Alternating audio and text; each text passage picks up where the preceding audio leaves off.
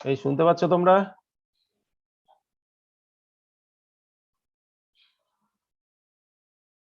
Yes, sir. বাহ, Yes, sir. আচ্ছা ঠিক Yes, আছে, sir. ঠিক আছে, ঠিক আছে। দাঁড়াও, দু একজন রয়েছে, এদেরকে অ্যাডমিট করে দিই ফার্স্ট, নিয়ে স্টার্ট করছি।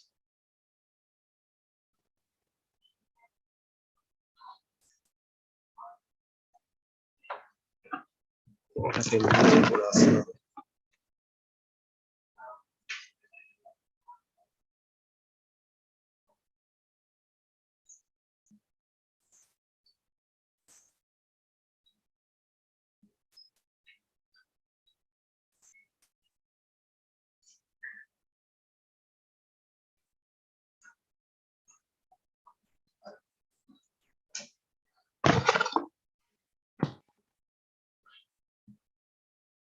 ওকে, হ্যাঁ চলো, লাইভ স্ট্রিমিং হয়ে গেছে, স্টার্ট হয়ে গেছে, এবার ক্লাস শুরু করা যেতে পারে। আচ্ছা দেখো, তোমাদের লাস্ট ক্লাসে যেগুলো ডিসকাস করেছিলাম আমি, সেটা হচ্ছে তোমার blood, it's composition, blood group কিভাবে ইনহেরিট হয়, এই সমস্ত ব্যাপারগুলো ডিসকাস করেছিলাম আগের দিন, তাই না? ওটা শেষ হয়েছিল। আচ্ছা, তারপরে যেটা ওই তোমার ফ্লাওয়ারিং প্লান্টস এর ডিটেলসটা করার দরকার ছিল, কিন্তু তার আগে আরেকটা টপিক আজকে স্টার্ট করব, সেটা হচ্ছে কন্ট্রোল অ্যান্ড কোঅর্ডিনেশন। তো সে ব্যাপারে আমি আসছি। আমি স্ক্রিন শেয়ারটা কোথায় দেখি একটু।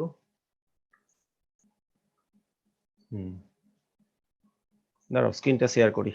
আচ্ছা, তোমরা যেমন নোট করো সেরকম নোট করতে থাকো। খাতা পেন নাও, অল অফ ইউ, খাতা পেন ইউজ করো, খাতা পেন নাও, যেমন নোট করো। আমি জাস্ট পয়েন্ট ওয়াইজ বলে যাচ্ছি, নোট করতে থাকবে, তাহলে সুবিধা হবে।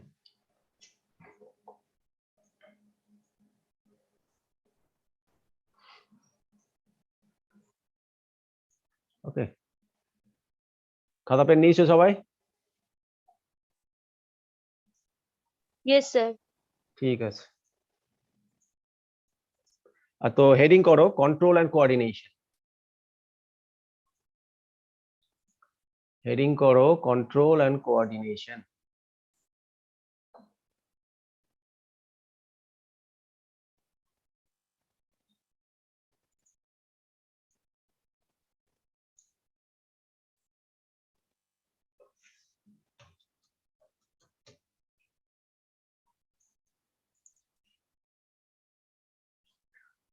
কন্ট্রোল অ্যান্ড কোঅর্ডিনেশন হেডিং করার পরে আমি একটু বলে নিই ফার্স্ট, তারপরে নোট করবে। পয়েন্টার, দেখো, কন্ট্রোল অ্যান্ড কোঅর্ডিনেশন মানে যদি বলা হয় যে মানে কন্ট্রোল অ্যান্ড কোঅর্ডিনেশন টপিক, তাহলে কন্ট্রোল মানে কি, কন্ট্রোলের কথা এখানে বলা হচ্ছে। কি কন্ট্রোলের কথা বলা হচ্ছে, মানে হাসি কন্ট্রোল করবে, রাগ কন্ট্রোল করবে, বা কি কন্ট্রোল করার ব্যাপার রয়েছে, তো সেটা একটা। আর দু নম্বর হচ্ছে কোঅর্ডিনেশন। কোঅর্ডিনেশনের বাংলা যদি বলা হয়, তার মানে দাঁড়াচ্ছে তালমিল, তাই না? আচ্ছা, ব্যাপার দুটো কি, কন্ট্রোল অ্যান্ড কোঅর্ডিনেশন ব্যাপারটা কি সেটা একটা আমি বলি। দেখো, এই যে ধরো আমাদের যে different body organs, heart, kidney, lungs, etcetera, এগুলো তো নিড টু বি কন্ট্রোলড ম্যানারে তো পারফর্ম, মানে তাদের ফাংশন গুলো হওয়ার দরকার রয়েছে, তাই না? হার্টবিট কন্ট্রোলে থাকা দরকার, হার্টবিট যাতে খুব বেশি না হয়ে যায়, হার্টবিট যদি যাতে খুব কম না হয়ে যায়, তো এই ব্যাপারগুলো কন্ট্রোল করার দরকার। দুটো বেশি হলে বা কম হলে, দুটো হলেই প্রবলেম শুরু হবে, তাই না? তো এটা কন্ট্রোল করার দরকার। কিডনির ফাংশনও একটা কন্ট্রোলের মধ্যেই সবকিছু হবে। লাংস যে কাজ করবে, তো সেটাও একটা কন্ট্রোল করার দরকার, লাংস, তাই না? তো এই সমস্ত ব্যাপারগুলো মানে ইন্টারনাল বডি অর্গানস যত রয়েছে, অর্গান সিস্টেম যেগুলো রয়েছে, সবকে একটা কন্ট্রোলড ওয়েতে পারফর্ম করতে হবে, কন্ট্রোলড ওয়েতে কাজ করতে হবে। তো এই কন্ট্রোলের ব্যাপারটা আমরা এখানে ডিসকাস করব, তাই না? তার মানে যত রকম বডি অর্গান রয়েছে, হার্ট, কিডনি, লাংস এবং অর্গান সিস্টেম যেগুলো রয়েছে, circulatory system, digestive system, respiratory system, excretory system, need to B controlled. এগুলো কন্ট্রোলড হওয়ার দরকার রয়েছে। আচ্ছা, আরেকটা টার্ম যেটা রয়েছে, দ্যাট ইজ কোঅর্ডিনেশন। কোঅর্ডিনেশন মানে কি? কোঅর্ডিনেশন, ধরো আমি বলি, কোঅর্ডিনেশন যদি না থাকে, তাই না? ধরো একটা ক্রিকেট টিমের যে 11 জন প্লেয়ার যে রয়েছে, সেই 11 জন প্লেয়ার তো একটা কোঅর্ডিনেশনে বা তাল মিলে খেলতে হবে। এমন নয় যে সবাই নিজের নিজের মতো খেলে যাচ্ছে, তাহলে তো টিম জিত। এক মিনিট, একটু হোল্ড করো, দাঁড়াও।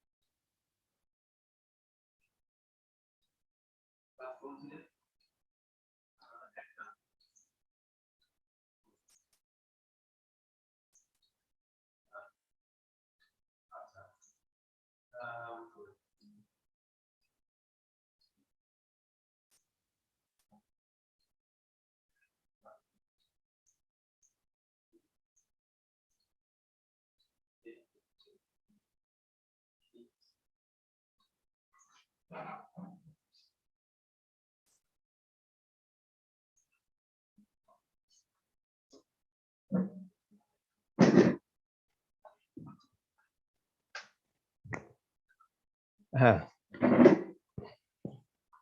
তো দেখো যে কন্ট্রোলের যে ব্যাপারটা বলছিলাম, যে এই সময় ইন্টারনাল বডি অর্গান গুলোকে কন্ট্রোলড ওয়েতে কাজ করার দরকার, 1 নম্বর। আর 2 নম্বর কোঅর্ডিনেশন, যেটা ক্রিকেট টিমের যেটা এক্সাম্পল দিচ্ছিলাম, একটা ক্রিকেট টিম, সেখানে যে 11 জন প্লেয়ার রয়েছে, সেই 11 জন প্লেয়ার তো তাল মিলের সাথে খেলতে হবে। এমন নয় যে সবাই নিজের নিজের মতো খেলে যাচ্ছে, তাহলে আলটিমেট রেজাল্টটা খারাপ হবে, টিম হারবে, তাই না? ঠিক সেই রকম এখানেও যে ডিফারেন্ট যে বডি অর্গানস গুলো রয়েছে, সবাই দেখো রিলেটেড, কেউ একা একা কাজ করে না, সবাই রিলেটেড, তাই না? সবাই একসাথে তাল মিলে বা উইথ কোঅর্ডিনেশন ফাংশন করে। এই কোঅর্ডিনেশনের প্রবলেম হলে বডির কি হবে? হোমিওস্ট্যাসিস নষ্ট হবে। Homeostasis mean stability of the body. Stability of the বডিটা প্রবলেম হবে তার। তো এবং সবগুলো রিলেটেড, দেখো রিলেটেড বলতে যে সার্কুলেটরি সিস্টেম এবং রেসপিরেটরি সিস্টেম রিলেটেড কোথায়? না রেসপিরেটরি সিস্টেম থেকে অক্সিজেন যাবে, তবেই তো ব্লাডে অক্সিজেন মিক্সড হবে, তাই না? এমনি তো ব্লাড সার্কুলেট হয়ে কোনো লাভ নেই যদি না অক্সিজেন না থাকে। তার মানে যত ইন্টারনাল অর্গানস রয়েছে এবং অর্গান সিস্টেম রয়েছে, তাদেরকে সবাই কন্ট্রোলড ওয়েতে কাজ করতে হবে, 1 নম্বর। আর 2 নম্বর, শুধু কন্ট্রোলড ওয়েতে তো কাজ করবেই, উইথ কোঅর্ডিনেশন কাজ করবে। কোঅর্ডিনেশনের খুব দরকার রয়েছে, মানে ডিফারেন্ট সিচুয়েশন রয়েছে। যেমন ধরো আমি যদি একটা এক্সাম্পল নিই, গ্রোথ, গ্রোথ, তাই না? এখন ধরো তুমি, আমাদের যে গ্রোথ, মানে বিশেষ করে অ্যানিমেলদের গ্রোথ, ওটা খুব পারফেক্ট ওয়েতে হওয়া দরকার কম্পেয়ার টু প্লান্টস। প্লান্টসদের গ্রোথের থেকে আমাদের অ্যানিমেলদের গ্রোথ অনেক ইম্পর্টেন্ট। কেন ইম্পর্টেন্ট? না দেখো, একটা এক্সাম্পল যদি দিই, ধরো লেফট হ্যান্ড আর রাইট হ্যান্ড। তো লেফট হ্যান্ডের কোনো একটা পার্টিকুলার ফিঙ্গার আর রাইট হ্যান্ডের কোনো একটা পার্টিকুলার ফিঙ্গার, এদের মধ্যে তালমিল কি করে হবে? কে কি করে বুঝবে যে আমাকে কতটা গ্রোথ করতে হবে? দুটো আঙুল তো সেমই হতে হবে, তাই না? লেফট হ্যান্ড রাইট হ্যান্ডের যে আঙুলগুলো রয়েছে, যে ফিঙ্গার গুলো রয়েছে, সেম না হলে তো প্রবলেম হবে।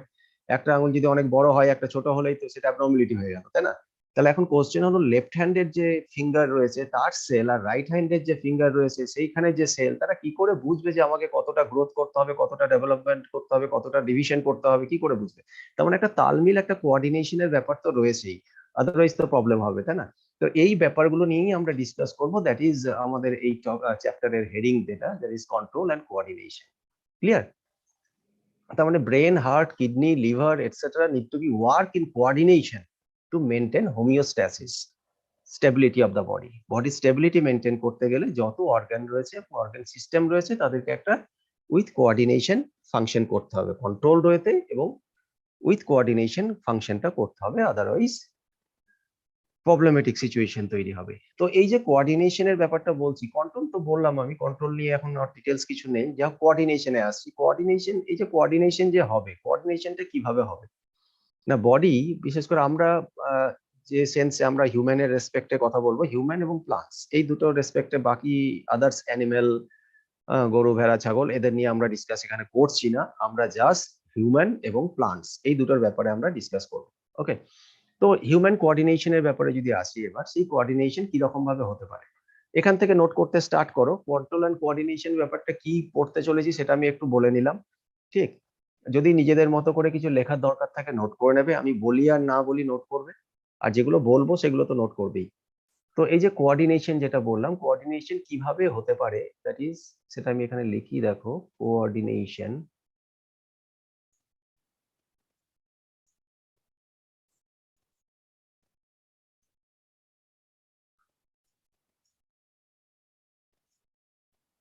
কোঅর্ডিনেশন, কোঅর্ডিনেশন, হিউম্যান বডির কোঅর্ডিনেশন 2 রকম ভাবে হতে পারে।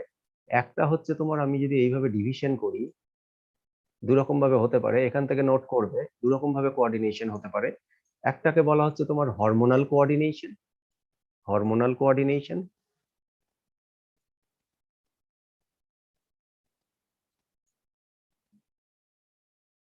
হরমোনাল কোঅর্ডিনেশন,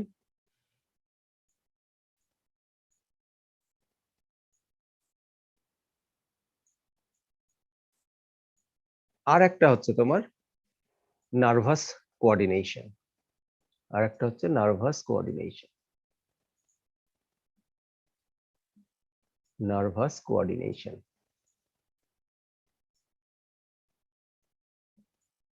নার্ভাস কোঅর্ডিনেশন, তাহলে হিউম্যান বডিতে কোঅর্ডিনেশন দু রকম ভাবে হতে পারে, একটা হচ্ছে হরমোনাল কোঅর্ডিনেশন আর একটা হচ্ছে তোমার nervous coordination. Hormonal coordination means, এটাকে তুমি বলতে পারো এই অ্যারোর মধ্যে লিখে নিতে পারো by chemical message. Chemical message মানে ব্রেন তো কন্ট্রোল করবে সবকিছুকে, এখন ব্রেনের কাছে তো কোনো স্মার্টফোন কিছু নেই যে কমিউনিকেশন করবে ডিফারেন্ট অর্গানের সাথে, তো কমিউনিকেশনটা করবে কিভাবে? না, ব্রেন এই কমিউনিকেশন গুলো দু রকম ভাবে করতে পারে, একটা হচ্ছে থ্রু কেমিক্যাল মেসেজ যেটাকে আমরা বলছি হরমোনাল কোঅর্ডিনেশন, আর একটা বললাম nervous coordination, that is through electrical message, তাই না? তাহলে প্রথম দিকটাতে এখানে তুমি লিখতে পারো যে এটা হচ্ছে থ্রু কেমিক্যাল মেসেজ। হরমোন কি? হরমোন আর কেমিক্যালস, থ্রু কেমিক্যাল মেসেজ। লেখা বাজে হচ্ছে, আমি বলে যাচ্ছি ওই জন্য। Hormonal coordination means through chemical message, আর এটা হচ্ছে তোমার ইলেকট্রিক্যাল মেসেজ।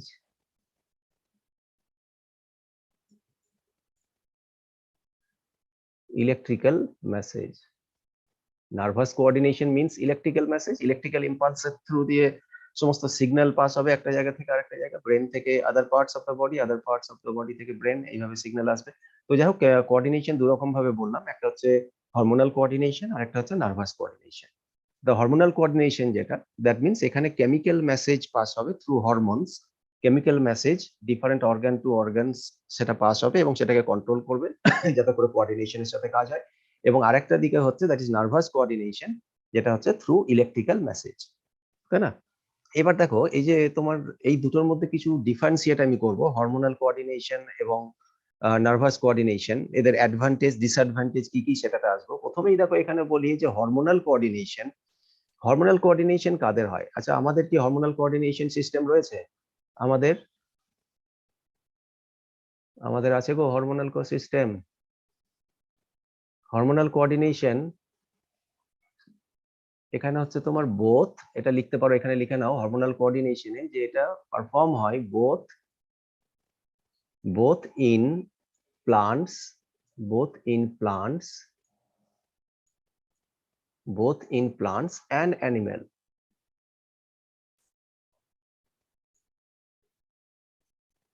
মানে প্লান্টসরাও থ্রু হরমোনাল কোঅর্ডিনেশন বা হরমোনের থ্রু দিয়ে কমিউনিকেশন করে এবং অ্যানিমেলরা তো করেই, তাই না?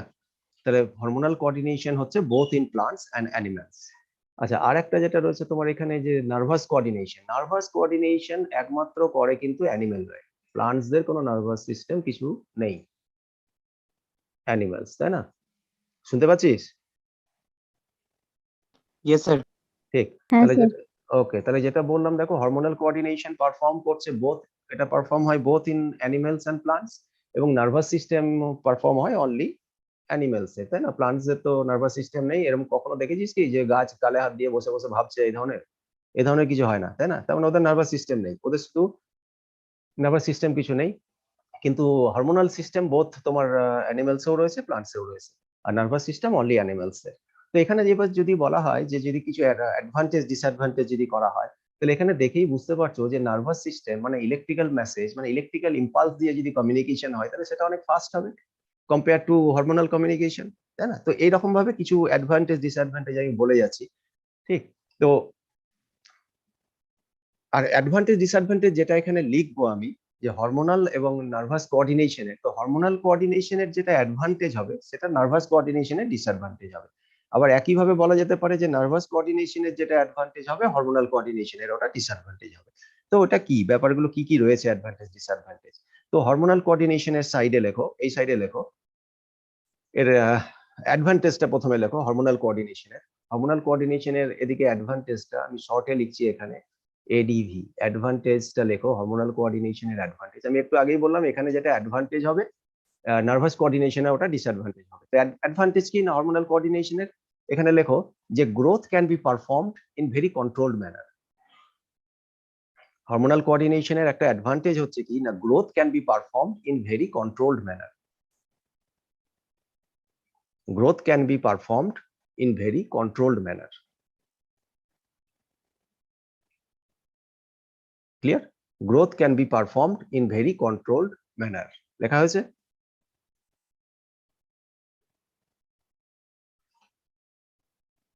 Growth can be performed in very controlled manner, এটা হয়ে যাচ্ছে অ্যাডভান্টেজ হরমোনাল কোঅর্ডিনেশনের, তাই না? লেখা হয়েছে রে, সারা শব্দ দে বাবা মাঝে মাঝে। ঠিক, এটা গেল অ্যাডভান্টেজ। আর একটু যেটা বললাম যে এটা যেটা অ্যাডভান্টেজ হলো, নার্ভাস কোঅর্ডিনেশনের সেখানে ওটা ডিসঅ্যাডভান্টেজ হয়ে যাবে, তাহলে এই সাইডে লেখো, এই সাইডে লেখো ডিসঅ্যাডভান্টেজ। ডিসঅ্যাডভান্টেজ, নার্ভাস কোঅর্ডিনেশনের ডিসঅ্যাডভান্টেজ লেখো। ডিসঅ্যাডভান্টেজটা লেখো যে growth cannot be performed efficiently. Nervous কোঅর্ডিনেশনে growth cannot be performed efficiently. Growth cannot be performed efficiently. Growth cannot be performed efficiently. Clear? Growth cannot be performed efficiently. তাহলে যেটা বললাম দেখো প্রথমে, সেটা হচ্ছে যে এখানে অ্যাডভান্টেজটা কি বললাম, হরমোনাল কোঅর্ডিনেশনের অ্যাডভান্টেজ বললাম যে growth can be performed in very controlled manner. আর নার্ভাস কোঅর্ডিনেশনের যেটা ডিসঅ্যাডভান্টেজ বললাম যে growth cannot be performed efficiently. এখন ব্যাপার হচ্ছে তাহলে দেখো অ্যানিমেলদের কি হয়, অ্যানিমেলদের যদি নার্ভাস সিস্টেম যদি থাকে তাহলে সেখানে আবার হরমোনাল কোঅর্ডিনেশনের দরকার কেন, তাই না? এটা কোশ্চেন তো মাথাতে আসতেই পারে যে নার্ভাস সিস্টেম দিয়ে তো সমস্ত কমিউনিকেশন তো হয়ে যাচ্ছে, তাহলে আবার হরমোনাল সিস্টেম কেন, তাই না? তার কারণ এই গ্রোথের জন্য, কারণ গ্রোথটা খুব অ্যানিমেলদের ক্ষেত্রে কি হবে, গ্রোথটা খুব এফিশিয়েন্টলি পারফর্মড হতে হয় কম্পেয়ার টু প্লান্টস। প্লান্টসদের গ্রোথ অতটা ইম্পর্টেন্ট নয়, ইম্পর্টেন্ট কিন্তু অতটাও ইম্পর্টেন্ট নয়। তার কারণ ধরো একটা এক্সাম্পল যদি দিই, ধরো কোনো একটা আম গাছ, একটা ম্যাঙ্গো ট্রি, কোনো একটা ম্যাঙ্গো ট্রি আম গাছ, সেখানে তুমি হয়তো দেখলে যে ফর এক্সাম্পল হয়তো 500 পাতা রয়েছে, 500 লিভস ওখানে রয়েছে। ঠিক, আর একটা আম গাছে দেখলে সেখানে 500 নাই, সেখানে 10,000 লিভস রয়েছে। আচ্ছা, এটা দেখে কি অবাক হবে? অবাক হওয়ার তো কিছু নেই, হতেই পারে, আমরা জানি সেরকম এরকম হবে, তাই না? একটা ম্যাঙ্গো ট্রির কিছু ব্রাঞ্চ রয়েছে, আর একটা তো অনেক বেশি ব্রাঞ্চ রয়েছে, তো সেখানেও অবাক হওয়ার কিছু নেই। কিন্তু ধরো এই জিনিসটাই যদি অ্যানিমেলদের হয়, হ্যাঁ, তোমার হাতে ধরো 5টা 5টা 10টা আঙুল রয়েছে 2 হাতে, এবার কারোর দেখলে 10টা না, হাতের এদিক ওদিক থেকেও আরো 4-5টা করে আঙুল এদিক সেদিক থেকেও বেরিয়ে গেছে, তাহলে কি অবাক হওয়ার রয়েছে? তো অবাক তো হতেই হবে, তাই সেটা অ্যাবনর্মাল গ্রোথ হয়ে গেছে, তাই না? তার মানে অ্যানিমেলদের জন্য গ্রোথটা খুব এফিশিয়েন্টলি পারফর্মড হতে হবে। আর এই যে ইলেকট্রিক্যাল ইম্পালস বা নিউরনস বা নার্ভস, নার্ভস কি হচ্ছে, ইচ অ্যান্ড এভরি সেলের সাথে নার্ভ কিন্তু কানেক্টেড নয়। তো সেই পার্টস গুলোকে মেসেজিং কে করবে? সেই পার্টস গুলোকে মেসেজিং হবে থ্রু হরমোনাল কোঅর্ডিনেশন। 1 মিনিট, আবার দাঁড়াও বাবা, আমার এ লেগেই থাকে ফোনের পর ফোন। হ্যালো, আচ্ছা আচ্ছা, হুম হুম হুম, আচ্ছা আচ্ছা, আমি আচ্ছা ঠিক আছে, এখন আসতে হবে না, এখন ক্লাসটা চলছে, আমারই ক্লাস চলছে, এটা শেষ করে নি, তারপরে প্রিন্সিপালও বলছিল আপনাকে নিয়ে একবার ওখানে যেতে। ঠিক, তাহলে একবারে যাবো তখন নাকি? ঠিক আছে ঠিক আছে, ঠিক আছে ঠিক আছে, ঠিক ঠিক ঠিক।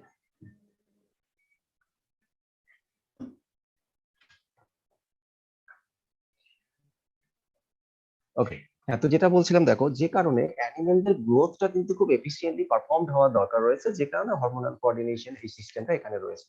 আর প্লান্টদের তো গ্রোথ ইম্পর্টেন্ট, প্লান্টদের growth important but not like animals. যে কারণে আমি বললাম যে অ্যাডভান্টেজটা কি বললাম, হরমোনাল কোঅর্ডিনেশনের দিস সাইডে অ্যাডভান্টেজ, হরমোনাল কোঅর্ডিনেশনের অ্যাডভান্টেজ বললাম যে growth can be performed in very control manner. আর যেটা ডিসঅ্যাডভান্টেজ বললাম যে growth can not be performed efficiently in animals. ঠিক, এখানে গ্রোথ নার্ভাস কোঅর্ডিনেশন দিয়ে গ্রোথটা খুব ভালো হয় না, যে কারণে হরমোনাল কোঅর্ডিনেশনটাও অ্যানিমেলদের থাকে। আর আদার আদার ডিফারেন্ট রোল রয়েছে, সেগুলোতে যখন ডিটেলসে ঢুকবো আমি এর ভেতরে, তখন আবার এগুলোকে ডিসকাস করবো। আপাতত আমি এর একটা অ্যাডভান্টেজ ওর একটা ডিসঅ্যাডভান্টেজ আমি বলে রাখলাম। আচ্ছা, নেক্সট চলে এসো তুমি, আর একটা করে বলি, অ্যাডভান্টেজ, এর অ্যাডভান্টেজ হলো, ওর ডিসঅ্যাডভান্টেজ হলো। এবার এর অ্যাডভান্টেজটা বলি। নার্ভাস কোঅর্ডিনেশনের দেখো অ্যাডভান্টেজ যদি বলতে হয়, নার্ভাস কোঅর্ডিনেশনের অ্যাডভান্টেজ অলরেডি বলে ফেলেছি আমি। নার্ভাস কোঅর্ডিনেশনের অ্যাডভান্টেজ হচ্ছে ফাস্ট সিগন্যালিং। নার্ভাস কোঅর্ড লিখে নাও এটাও, নার্ভাস কোঅর্ডিনেশনের অ্যাডভান্টেজ হচ্ছে ফাস্ট সিগন্যালিং। হরমোনাল কোঅর্ডিনেশনের থেকে নার্ভাস কোঅর্ডিনেশন খুব ফাস্ট হয়, মানে ইলেকট্রিক্যাল ইম্পালসের থ্রু দিয়ে যদি মেসেজ যায় তাহলে ফাস্ট সিগন্যালিং তো হবেই, তাই না? তাহলে এর অ্যাডভান্টেজ কি হয়ে গেল, ফাস্ট সিগন্যালিং। তাহলে আবার এটাও বলেছিলাম যে এখানে যেটা অ্যাডভান্টেজ হবে এদিকে ওটা ডিসঅ্যাডভান্টেজ হবে। তাহলে হরমোনাল কোঅর্ডিনেশনের ডিসঅ্যাডভান্টেজটা লেখো, ডিসঅ্যাডভান্টেজটা লিখে নাও এখানে, ডিসঅ্যাডভান্টেজটা লেখো। ডিসঅ্যাডভান্টেজটা হচ্ছে তোমার relatively slow, relatively slow, slow নয় মানে relatively slow compare to nervous coordination, এটা slow, slow signaling, relatively slow.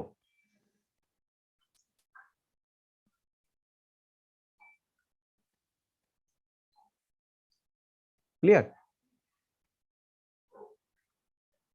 Hormonal কোঅর্ডিনেশনটার ইম্পর্টেন্স কোথায় রয়েছে অ্যানিমেলদের? ওই যে বললাম যে অ্যানিমেলদের গ্রোথটা খুব এফিশিয়েন্টলি পারফর্ম হওয়া দরকার। ওই যে এক্সাম্পলটা আমি একটু আগেই বললাম, ধরো লেফট হ্যান্ডের কোনো একটা ফিঙ্গার, সেখানে কোনো একটা পার্টিকুলার সেল, রাইট হ্যান্ডের কোনো একটা ফিঙ্গার, সেখানে একটা কোনো একটা পার্টিকুলার সেল, এই দুটো সেলের তালমিল কি করা হবে, যে কতটা ডিভিশন করতে হবে, কতটা গ্রোথ দরকার, তবে যাতে করে কোনো অ্যাবনর্মালিটি না তৈরি হয়। তো সেই ডিসিশন গুলো নেয় তোমার হরমোনাল কোঅর্ডিনেশনের থ্রু দিয়ে, সেই গ্রোথটা খুব এফিশিয়েন্টলি পারফর্মড হয়। ক্লিয়ার? তো এটা গেল তোমার অ্যাডভান্টেজ ডিসঅ্যাডভান্টেজ হরমোনাল কোঅর্ডিনেশন এবং নার্ভাস কোঅর্ডিনেশনের মধ্যে। হয়েছে এই পর্যন্ত? এই পর্যন্ত বোঝা গেছে রে বাবা? হ্যাঁ sir.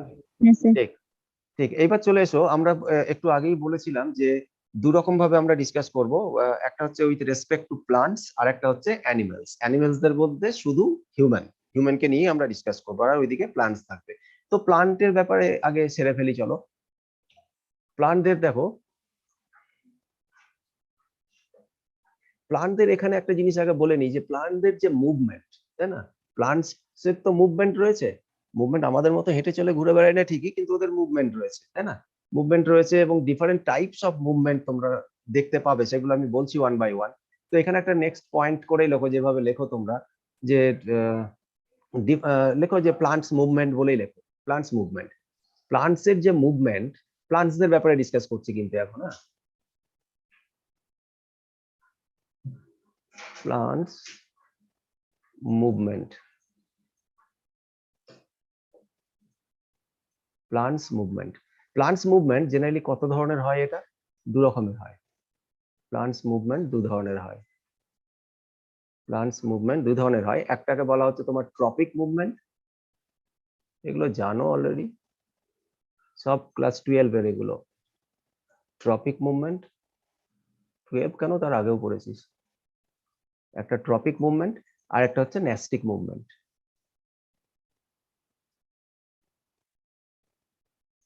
NASTIC, NASTIC, nastic movement. একটা ট্রপিক মুভমেন্ট আর একটা হচ্ছে ন্যাস্টিক মুভমেন্ট। ঠিক, এবার ট্রপিক মুভমেন্ট এবং ন্যাস্টিক মুভমেন্ট এদের মধ্যে একটু কম্পারিজন করি, তাই না? ট্রপিক মুভমেন্ট কোনটা আর ন্যাস্টিক মুভমেন্টই বা কোনটা? তো ট্রপিক মুভমেন্ট দেখো, এটাকে বলা হয় ট্রপিজম। ট্রপিক মুভমেন্ট যেটা, ওর পাশে ব্র্যাকেটে লিখে নিতে পারো ট্রপিজম, এটাকে বলা হয় ট্রপিজম। ট্রপিক মুভমেন্টটাকে বলা হয় ট্রপিজম, TROPISM, এটাকে বলা হয় তোমার ট্রপিজম। ক্লিয়ার? তো এই দুটোর মধ্যে ট্রপিক মুভমেন্ট এবং ন্যাস্টিক মুভমেন্ট দুটোর মধ্যে ডিফারেন্স হচ্ছে, এখানে লেখো প্রথমে ট্রপিক মুভমেন্ট, এটা কি না, এটা হচ্ছে directional response to stimulus.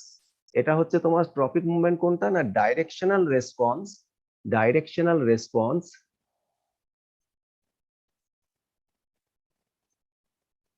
Directional response, directional response to stimulus.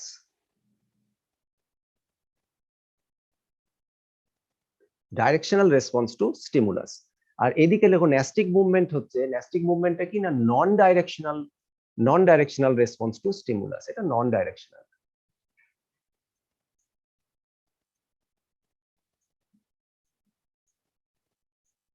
এটা non directional response to stimulus. Clear?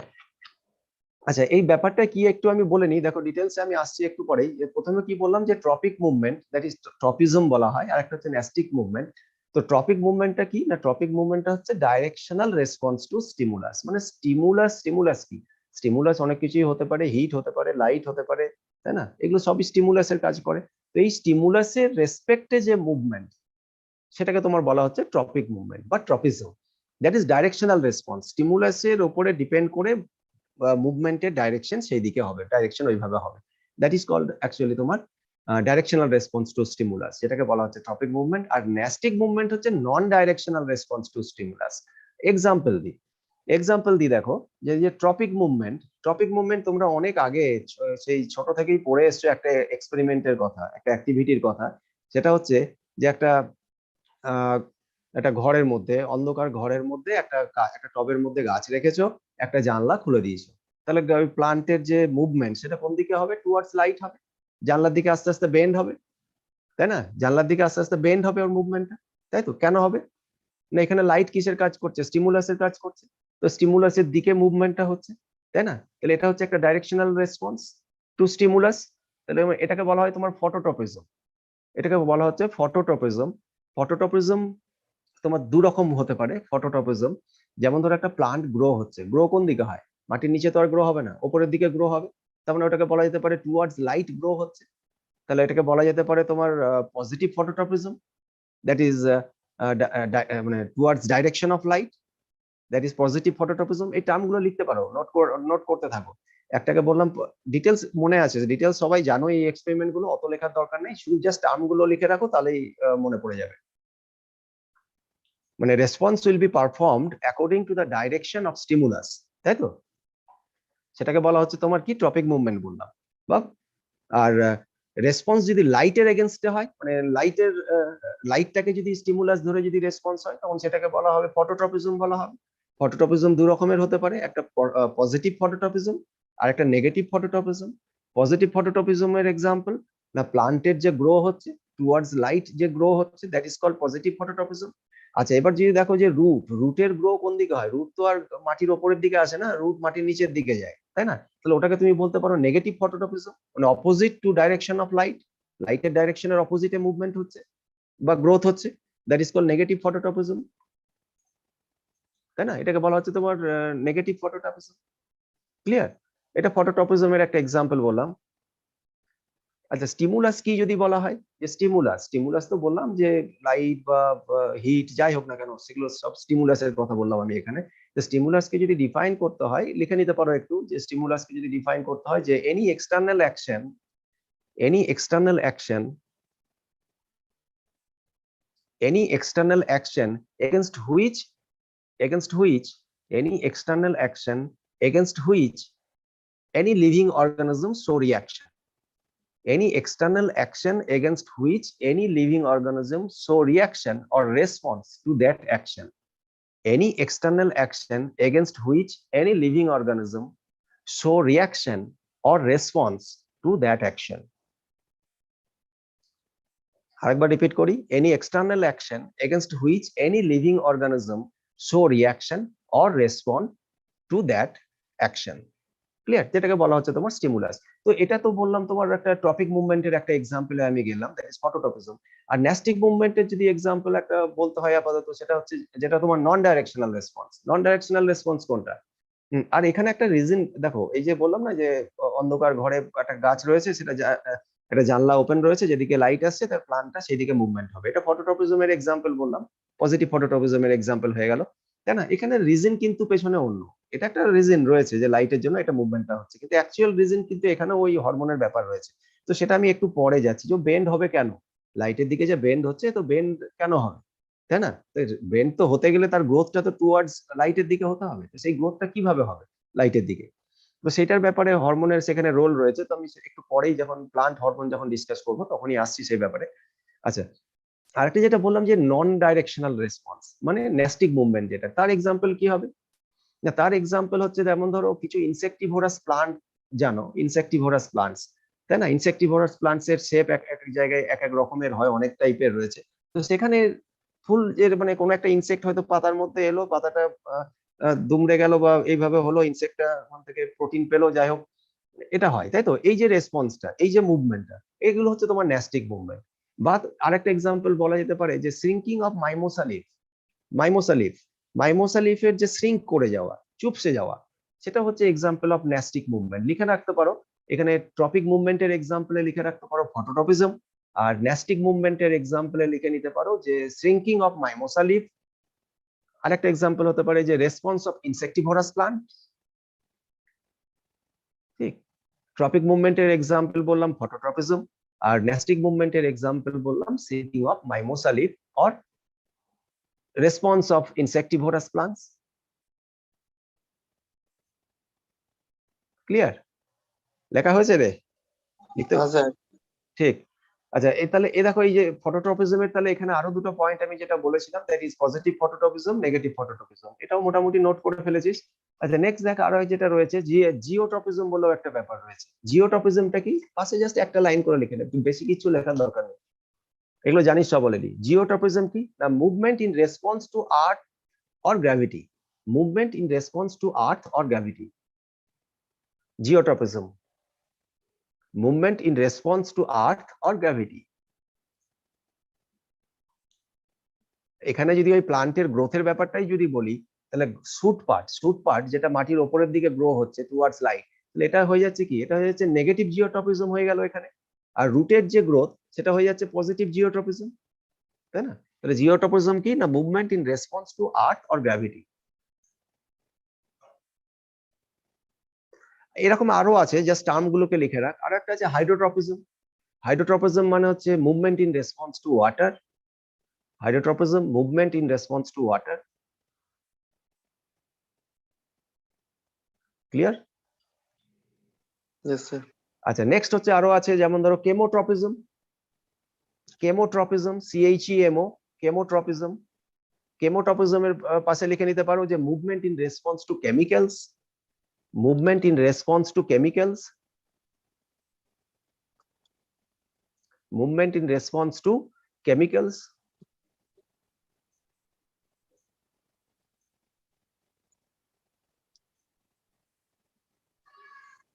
Clear? এই কেমোট্রপিজমের একটা এক্সাম্পল হিসেবে বলা যেতে পারে, তোমরা যে প্লান্ট রিপ্রোডাকশন আগে পড়েছো। প্লান্ট রিপ্রোডাকশনে পলেন গ্রেনের ব্যাপারেও শুনেছো। পলেন গ্রেন, তো পলেন গ্রেন থেকে পলেন টিউবস বেরোয়, পলেন গ্রেন থেকে পলেন টিউব বেরোয়, এবং সেই পলেন টিউব মানে যেটা খুব একটু এফিশিয়েন্ট, একটু শক্ত সমর্থ পলেন গ্রেন, সেখান থেকে পলেন টিউব বেরোয়, এবং পলেন গ্রেন পলেন টিউব কার দিকে মুভমেন্ট করে? টুয়ার্ডস গাইনোসিয়ামের দিকে মুভ করে, দ্যাট ইজ ফিমেল পার্টের দিকে মুভ করে, তাই না? পলেন টিউবটা, এই যে মুভমেন্ট, গাইনোসিয়াম কি? এগুলো তোমার গাইনোসিয়াম ফিমেল পার্ট হয়ে যাচ্ছে। এই যে মুভমেন্ট, এটা তোমার কেমোট্রপিজমের example. Movement of pollen tube of pollen grain towards female gamete is an example of chemotropism. Clear? আরেকবার বলি আমি, movement of pollen tube of pollen grain towards female gamete is example of chemotropism. Clear? আচ্ছা আরো একটা রয়েছে, that is thigmotropism. Thigmotropism, THIGMO, THIGMO, THIGMO, thigmotropism. Thigmotropism কি না? Thigmotropism হচ্ছে তোমার মানে response against touch, response against touch, response against touch, thigmotropism. থিগমোট্রপিজমের response against touch, ঠিক, এটাকে বলা হচ্ছে তোমার থিগমোট্রপিজম।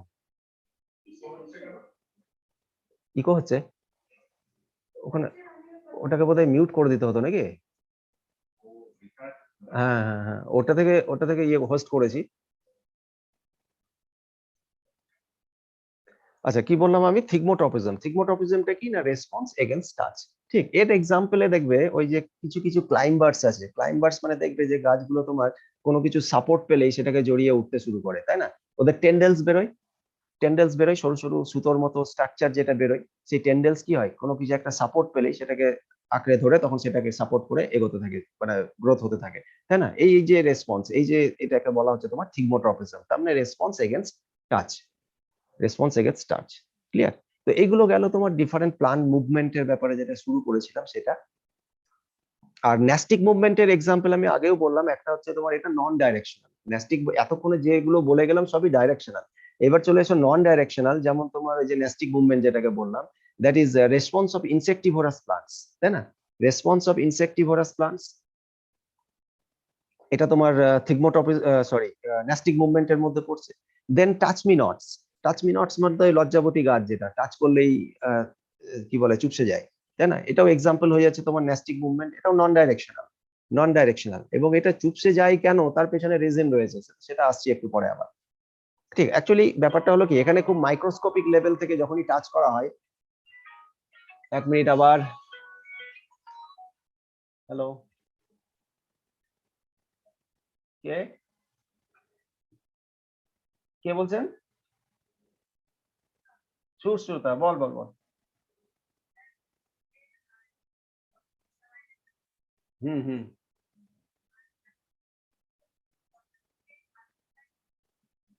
আরে আমার, হ্যাঁ আচ্ছা, যে যখন ঢুকবি, একদম একদম ঠিক আছে, ক্লাসটা হচ্ছে তো বেশ, ঠিক আছে, শুধু চেঞ্জ হয়ে যাচ্ছে, হ্যাঁ হ্যাঁ হ্যাঁ, কোনো অসুবিধা, যে ঢুক, হ্যাঁ হ্যাঁ হ্যাঁ, যে ঢুকবে স্টার্ট করে দেবো আমি, কোনো চিন্তা নেই, একদম। হুম হুম। ওকে, তাহলে এইগুলো গেল তোমার ন্যাস্টিক মুভমেন্টের এক্সাম্পল, যেটা বললাম তোমার রেসপন্স অফ ইনসেক্টিভোরাস প্লান্টস একটা, আর একটা এক্সাম্পল বললাম যে touch me not plants. Touch me not plants হাত দিলে চুপসে যায় কেন না, ওখানে কি হয়, মাইক্রোস্কোপিক লেভেল থেকে কিছু ওয়াটার রিমুভ হয়ে যায়। ঠিক, স্টোমাটাল পোর থেকে মাইক্রোস্কোপিক লেভেল থেকে কিছু ওয়াটার বেরিয়ে যায়, যে কারণে ওটা চুপসে যায়, আবার যখন ওয়াটারটা পেয়ে যায় আবার সেটা নর্মাল হয় আর কি। যাক, দরকার নেই অত আমার, এগুলো হচ্ছে তোমার ন্যাস্টিক মুভমেন্টের এক্সাম্পল।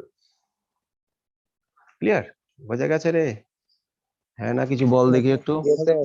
হ্যাঁ আচ্ছা, স্যার, হ্যাঁ স্যার। ঠিক ঠিক, একদম, তোরা ভালো ছেলে, পড়াশোনা করিস মনে হচ্ছে। পড়াশোনা না করলে উপায়ও নাই রে, তোদের এই করেই পার করতে হবে, তোদের বিফার্ম কমপ্লিট হয়ে যাবে এই করেই, সুতরাং আর ওইসব আশা রাখিস না, যে যেখানেই রয়েছে ভালোভাবে পড়াশোনা স্টার্ট করো, না হলে কিন্তু ভুগতে হবে। হুম, ভালোভাবে স্টার্ট করে দাও। আচ্ছা, এইবার আমরা যেটা করব দেখো, that is hormonal coordination. Hormonal coordination প্রথমে স্টার্ট করব, তারপরে নার্ভাস সিস্টেমের ডিটেলসে যাব। তো হরমোনাল কোঅর্ডিনেশনটাকে আগে একটু শুরু করে ফেলি। দেখো, হরমোনাল কোঅর্ডিনেশন আমরা শুরু করব, তো এখানে দু রকমের দুটো, একটা মানে প্লান্ট হরমোন এবং অ্যানিমেল হরমোন, এই দুটোর ব্যাপারেই আমরা ডিসকাস করব। তো প্রথমে চলে আসবো আমরা প্লান্ট হরমোনে, তাই না, hormonal coordination.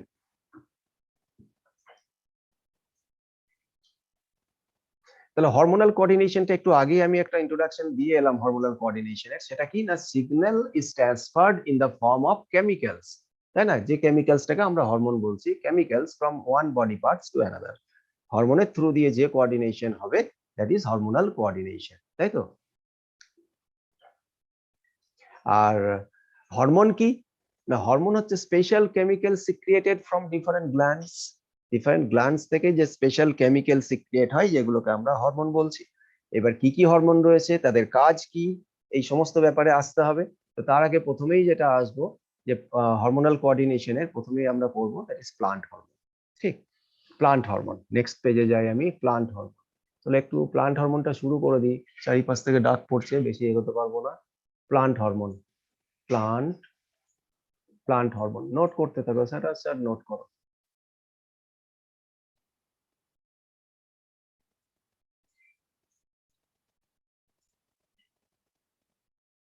Plant hormones, plant hormones এটাকে অ্যাকচুয়ালি বলা হয় ফাইটো হরমোনস বলা হয়, প্লান্ট হরমোন গুলোকে বলা হয় ফাইটো হরমোনস।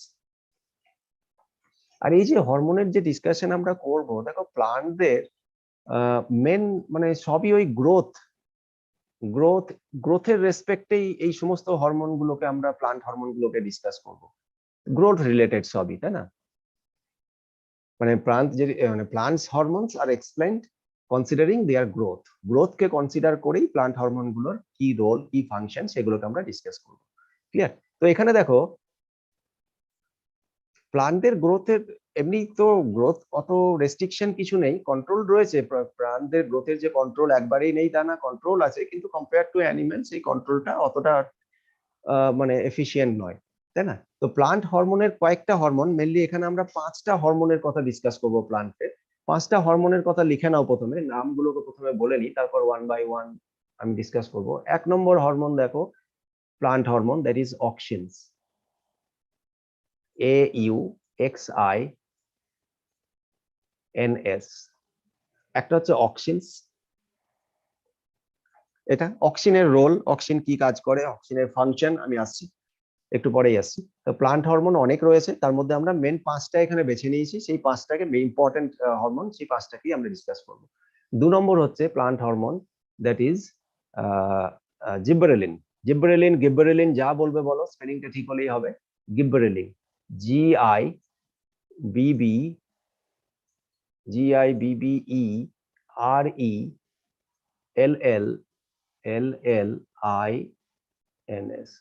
গিবরেলিনস, এটা সেকেন্ড প্লান্ট হরমোনের কথা বললাম। থার্ড প্লান্ট হরমোন হচ্ছে তোমার, যেটা আমাদের ডিসকাস করতে হবে, that is cytokinin. CYTO, cytokinin, KININ, একটাই কথা, আমার আলাদা হয়ে গেল লিখতে গিয়ে। Cytokinin, CYTOKININ। অ্যাকচুয়ালি সাইটো মানে হচ্ছে সেল, আর কিনিন মানে হচ্ছে ডিভিশন, ওখান থেকে সাইটোকিনিন। ওই যে বললাম না একটু আগে, যে সবই ডিসকাস করবো আমরা ইন রেসপেক্ট টু গ্রোথ। আর গ্রোথ মানে তো ডিভিশন তো থাকবেই। 3 নম্বর হরমোন যেটা প্লান্ট হরমোন, সাইটোকিনিন। 4 নম্বর প্লান্ট হরমোন হচ্ছে ইথিন, ETHENE, ইথিন। 4 নম্বর প্লান্ট হরমোন হলো তোমার ইথিন। আর একটা লাস্ট যেটা হরমোন আমরা ডিসকাস করব সেটা হলো 5 নম্বর, সেটাকে বলা হচ্ছে তোমার অ্যাবসেসিক অ্যাসিড। অ্যাবসেসিক অ্যাসিড, স্পেলিংটা আমি বলছি, ABSCISIC,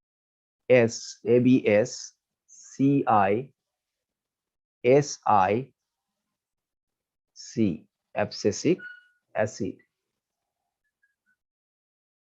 abscisic acid, abscisic acid.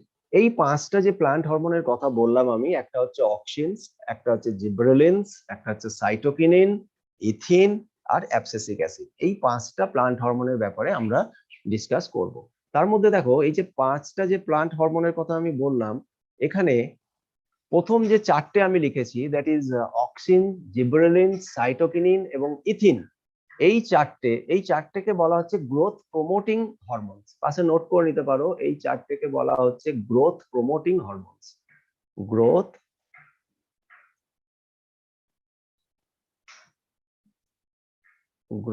Promoting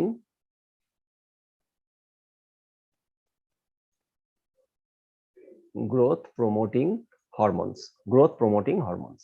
clear? এই চারটে। আর যে লাস্ট যেটা রয়েছে তোমার অ্যাবসেসিক অ্যাসিড, এটাকে বলা হচ্ছে growth inhibiting hormones.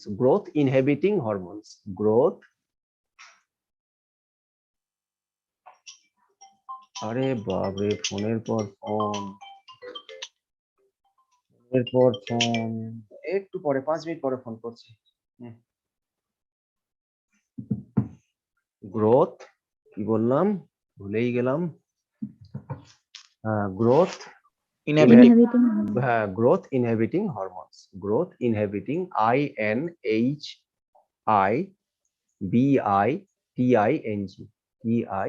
Growth inhibiting hormones. তার মানে এই যে প্রথম চারটেকে কি বললাম না, এটাকে বললাম যে গ্রোথ প্রমোটিং হরমোনস, এটা গ্রোথকে প্রমোট করবে, গ্রোথ হতে হেল্প করবে।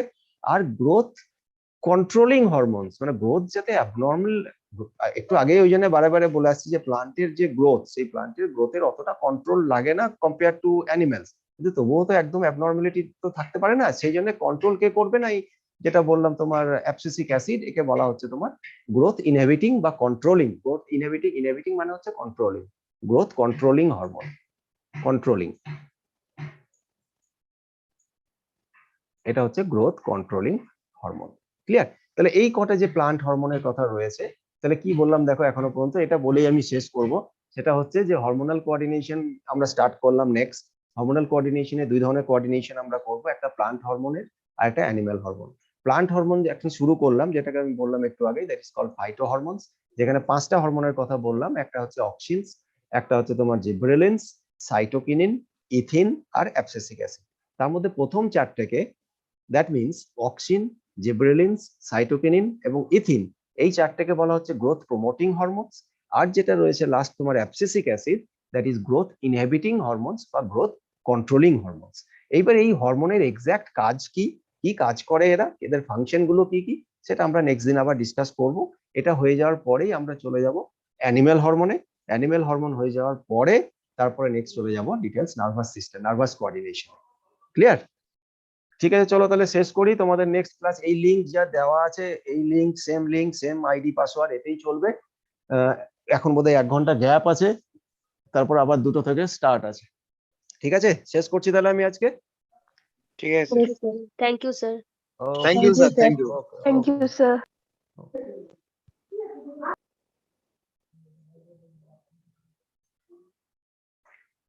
Hello hello.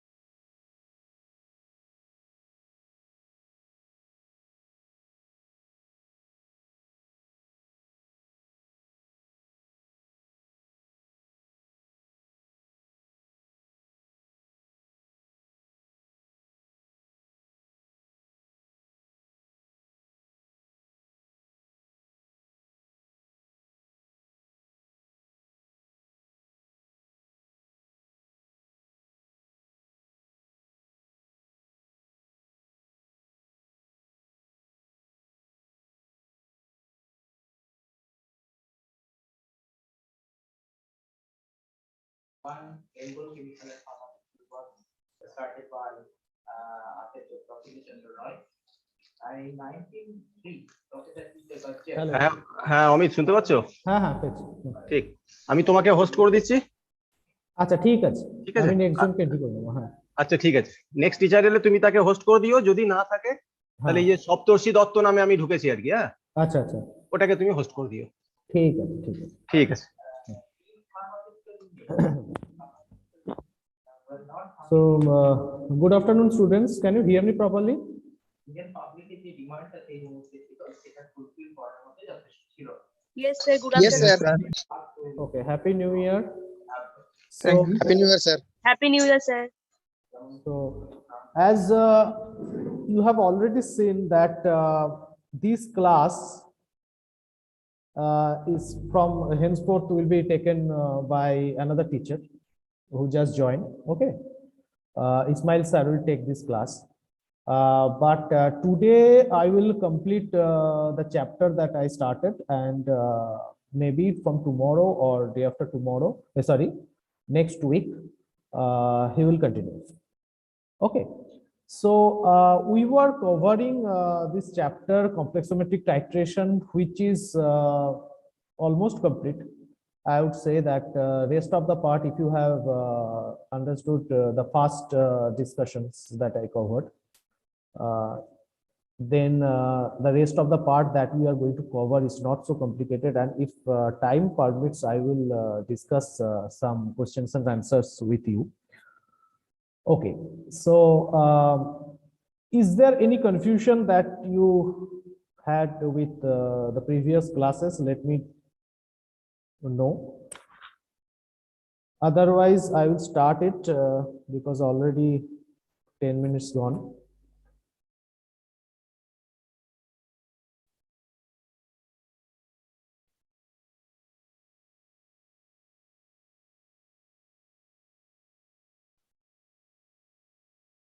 I think the whole note has already been provided in the classroom.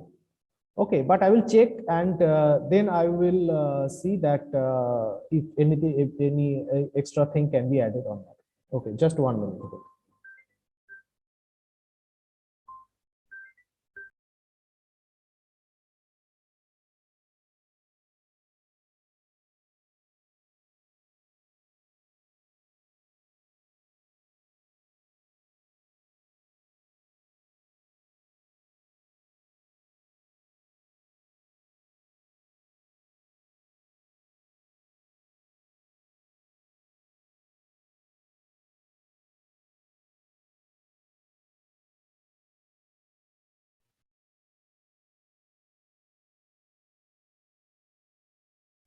Sir, I can't hear you.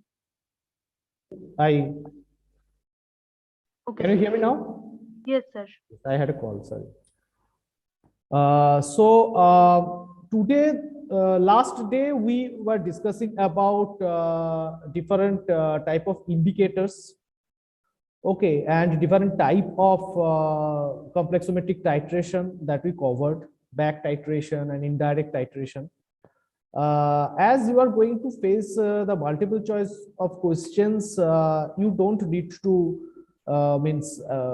write in details about it, but it is important you understand it. Suppose they are giving you some questions related to it, like there will be 4 examples, and from which you can select whether which type of reaction it is, or it is indirect or back titration is very common, and you will study also in other classes. So mainly today that we are going to continue here is the titration selectivity, that how one can use different type of techniques here for different type of titrations. There are some titration methods that, for example, masking and demasking agents is also important. Wait a second, more students are joining.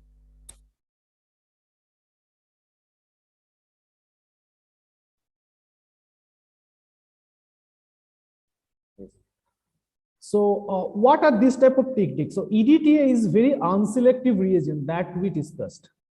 right? No matter what metal you give, it has a tendency to form complexation. So sometimes we have to use some other techniques that you will see in the masking and demasking agents, and it's very interesting that how we can separate different type of metals using EDTA and masking and demasking agents. And also pH control is another factor. Selective metal indicators, from the name you can understand there are some indicators that are very selective in nature. Here we are talking about two things. One is the titrating agents, which is EDTA, for example, which may not be so selective, but if you go to the metal indicators, they have some specific ranges, and that can be used for the separation of some metals. Classical separation, solvent extraction, removal of anions, and kinetic masking, this we will study one by one, but these are not very much complicated thing to understand. Kinetic masking, I will explain a bit, but other things are not so difficult thing to understand. Let us first start with the masking and demasking agents. Now, masking agents, this term you are not hearing for the first time, right? We have used it in other chapters also, especially gravimetric analysis. What is masking agent and why we use masking agent? My purpose is to suppress some elements. When I'm using the masking agent, masking here means this, I am trying to suppress some elements, whereas which elements I am going to suppress that are not required to be assayed. Means in practical purposes, you know that when we are discussing about these techniques, then you have to understand you have multiple metals present in your solution. When multiple metals are present in your solution, then your main purpose, maybe there are some calcium, copper, and cadmium, for example. Now, I want to assay only calcium. Copper and cadmium is not required. Or alternatively, I need only copper, calcium and cadmium not required. So in that case, I will try to suppress the other elements. For example, if my purpose is to identify only calcium, then I will try to suppress somehow the copper or cadmium. How I am going to suppress it? I can use some masking agents, and these masking agents must be specific for the elements that I am not interested in. So after masking these, I can assay my main, I can titrate my main element, and that is the main objective here. And in gravimetric analysis also we discussed it, because gravimetric analysis, you have seen that most of the time we are discussing about metal precipitation like barium sulfate, and there also the same discussion we had. For example, what happens if barium is present along with magnesium? Then magnesium can be masked with cyanide. মানে sir ওই unwanted যে compound গুলো সেগুলোকে suppress করারই হচ্ছে ওই masking এজেন্টের কাজ। Exactly. Masking agents' main purpose is to suppress the unwanted agent. Look, there may be some other process also. Means if you want to convert this reaction, means if you want to see that there may be different type of ways. Okay. So when we are discussing about the complexometric titration, my purpose is that when the complex is formed, that complex will be present in the solution form. Now, if you want to convert this into a precipitate, right, and then you want to do a gravimetric analysis, then that is also that is one way of doing it. What আমি যেটা বলতে চাইলাম এখানে সেটা হলো যে ধরা যাক তোমার এখানে আমরা এখানে কমপ্লেক্সোমেট্রিক টাইট্রেশন ইউজ করছি, but again the decision that whether I will do the complexometric titration or gravimetric titration, it depends. Whatever process is more easy to be standardized, that we can do. So for this case, particular case, you can tell that the masking agents are mainly those which I don't want to use, don't want to titrate.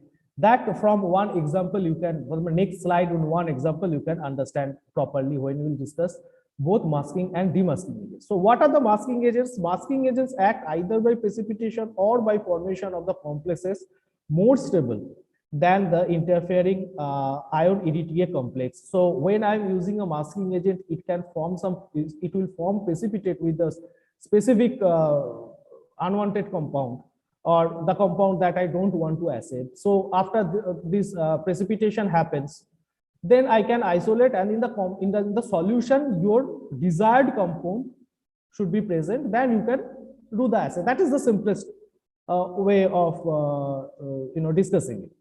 So masking by precipitation. Just one second. I'm going to mute myself.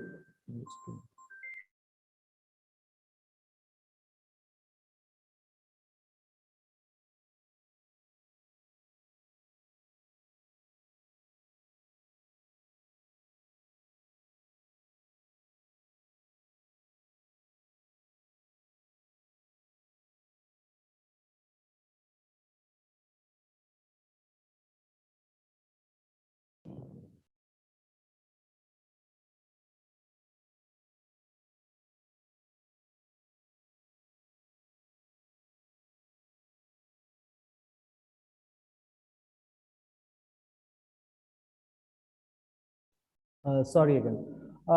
Anyway, so masking by precipitation means you can see that many heavy metals such as cobalt, copper, lead can be separated either in the form of insoluble sulfides using sodium sulfide, and as insoluble complexes using thioacetamide. These are filtered, decomposed, and titrated with disodium EDTA. Now, this thing that just I discussed, if you just go back and see another slide that I covered long time back related to, yes, this one, stability constant. From that you can understand that when hydrogen sulfide, first there are copper and cadmium present. Now when you give it to the potassium cyanide solution, so complex will be formed, and the complex will be formed with different stability constant. And then you pass hydrogen sulfide gas in, and you will see that cadmium sulfide is precipitated, whereas copper sulfide is not. This is also one masking process, right? Same thing. আলাদা কিছুই নয় এখানে, যে আমরা যে জিনিসটা এখানে আমরা মাস্কিং করলাম, এখানে কি হলো জিনিসটা, what happened here in here? So here you can see that cadmium sulfide is precipitated. Now when calcium sulfide is precipitated, it is already masked because you can filter it out, and the solution will contain only copper. Then you can go for some demasking process that we will just study, and then you can only. So this is a kind of separation process. Masking is a kind of separation process that we are discussing. Let us go back to the slide we are discussing. Yes. So what are the common examples? We have that sulfate for lead and barium. These are used: oxalate, calcium, lead, fluoride, calcium, magnesium, lead, and ferrocyanide, zinc, copper. 8-hydroxyquinoline. The structure we already discussed, I think. You can remember or not? What is 8-hydroxyquinoline? Not so important for you in this semester, but in next semester you have to study. So I'm not going to the structures, but Sir, the sandwich structure, na? No, it's just like I'm showing you again. Very important, because some good important medicinal agents are having this quinoline structure. Okay. Sir, is it hydroxychloroquine? No, exactly. Hydroxyquinoline. Hydroxychloroquinone. Quinoline, okay. let me tell you that hydroxychloroquine or quinolone, Sir, this is, maybe I these heard are that basically used for the anti-malarial malaria. agents, even quinine. Yeah. The basic structure of quinoline is just like this one.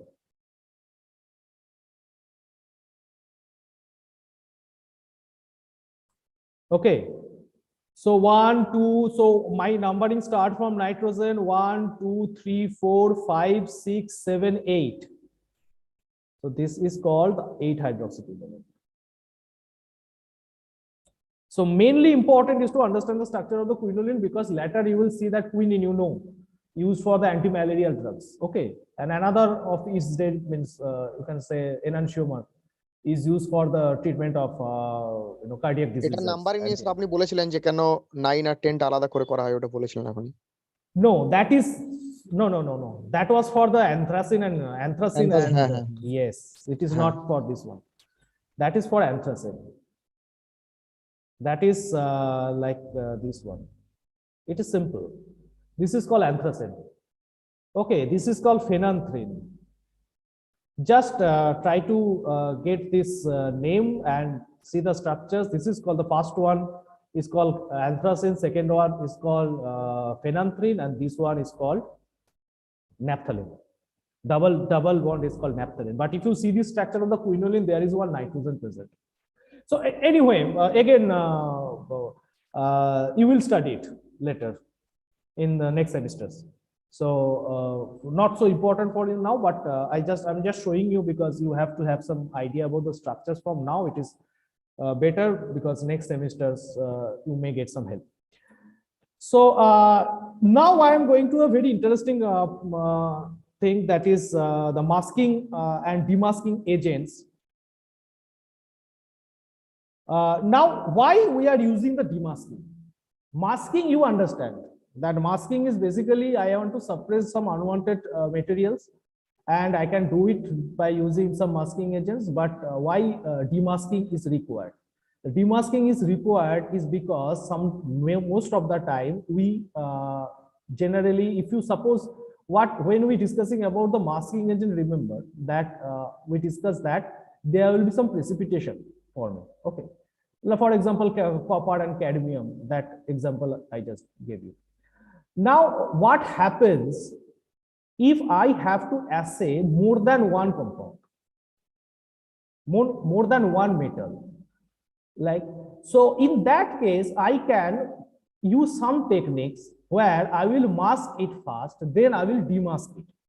So first, let us discuss about the masking properly, that masking of the complex formation. Making masking agents from more stable complexes with the interfering metal ions, the most important aspect is that the masking agents must not form complexes with the metal ion under analysis. That I told you that masking agents is basically it is intended to be used for the unwanted materials. Okay, so there are some other examples given, just different type of masking agents like ammonium fluoride use. Hello sir. Yes. Sir ওই masking প্রপার্টিটা Regain করার জন্য মানে এটা কি ডিমাস্কিং use করা হয়? Exactly.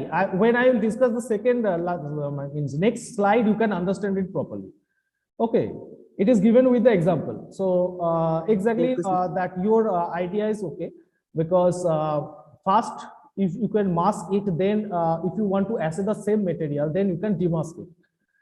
Just wait for a few minutes. I think from in the next slide we will clarify it in a better way. Because all these things should be understood from the examples. All right. So the different masking agents are given like ammonium fluoride and ascorbic acid, dimercaprol, potassium cyanide. You will see in the next slide that how potassium cyanide is used, and already I discussed that copper, cadmium, this is used as a masking agents. Okay, and potassium iodide. Now, one thing that I want to mention here, look, as you are going to face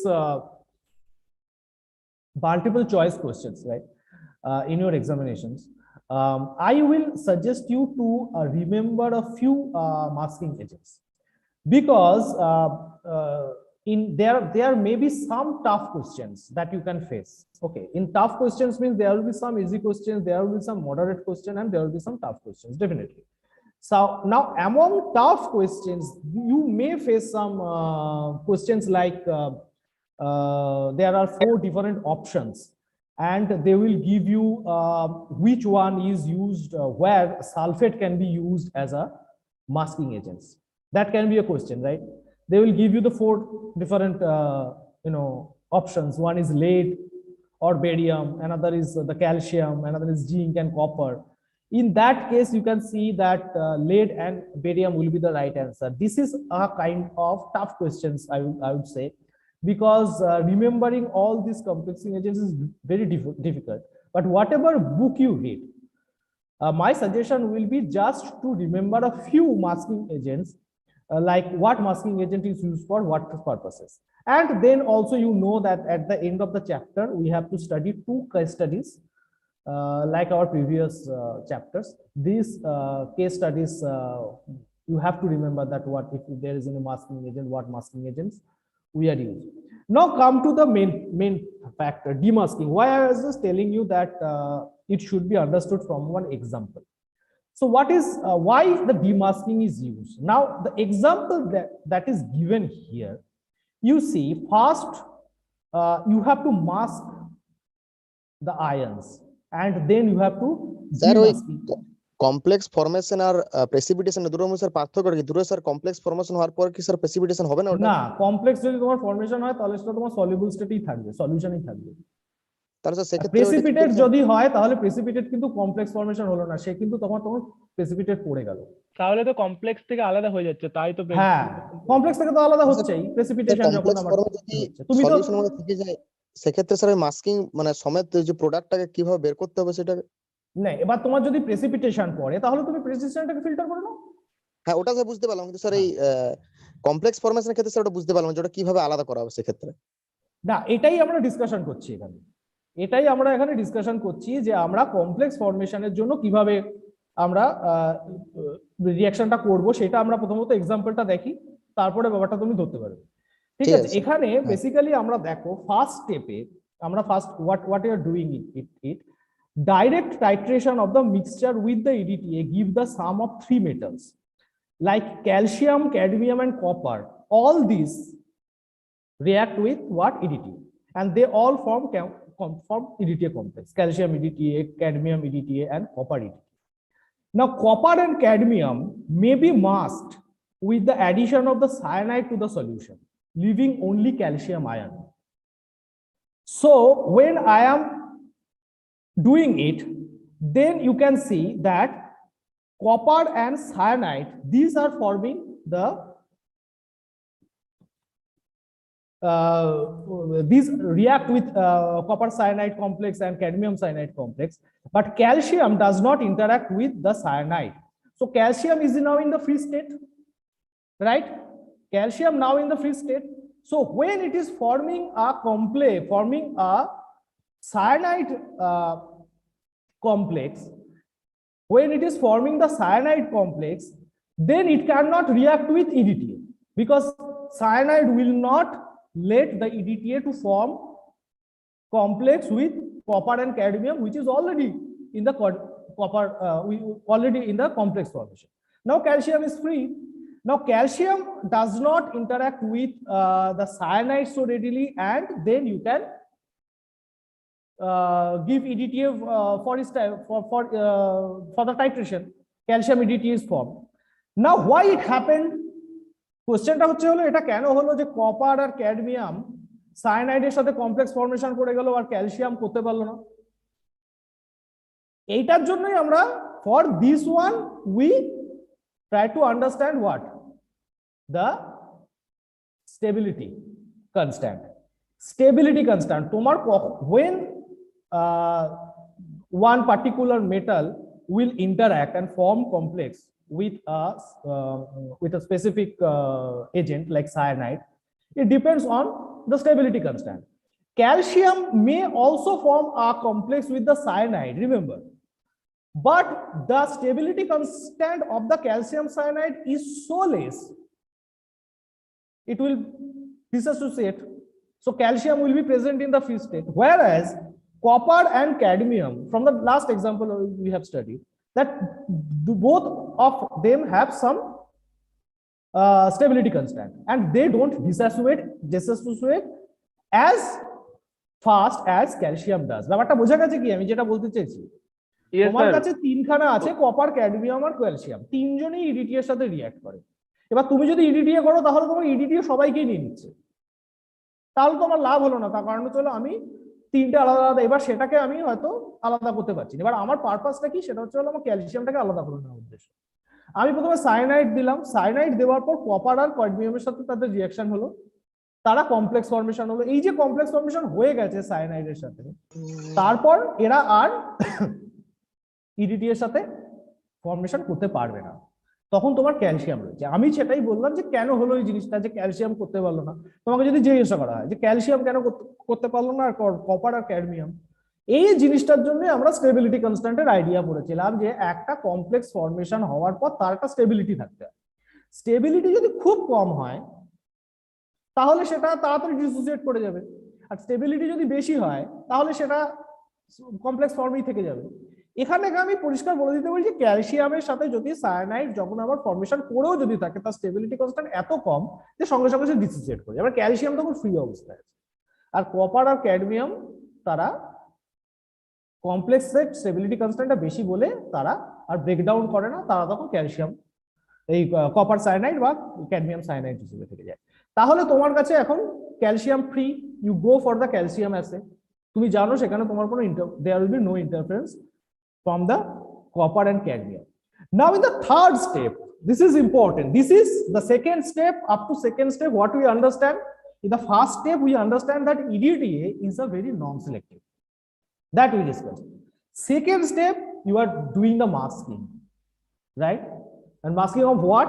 Copper and cadmium, but calcium is now acid. Now demasking.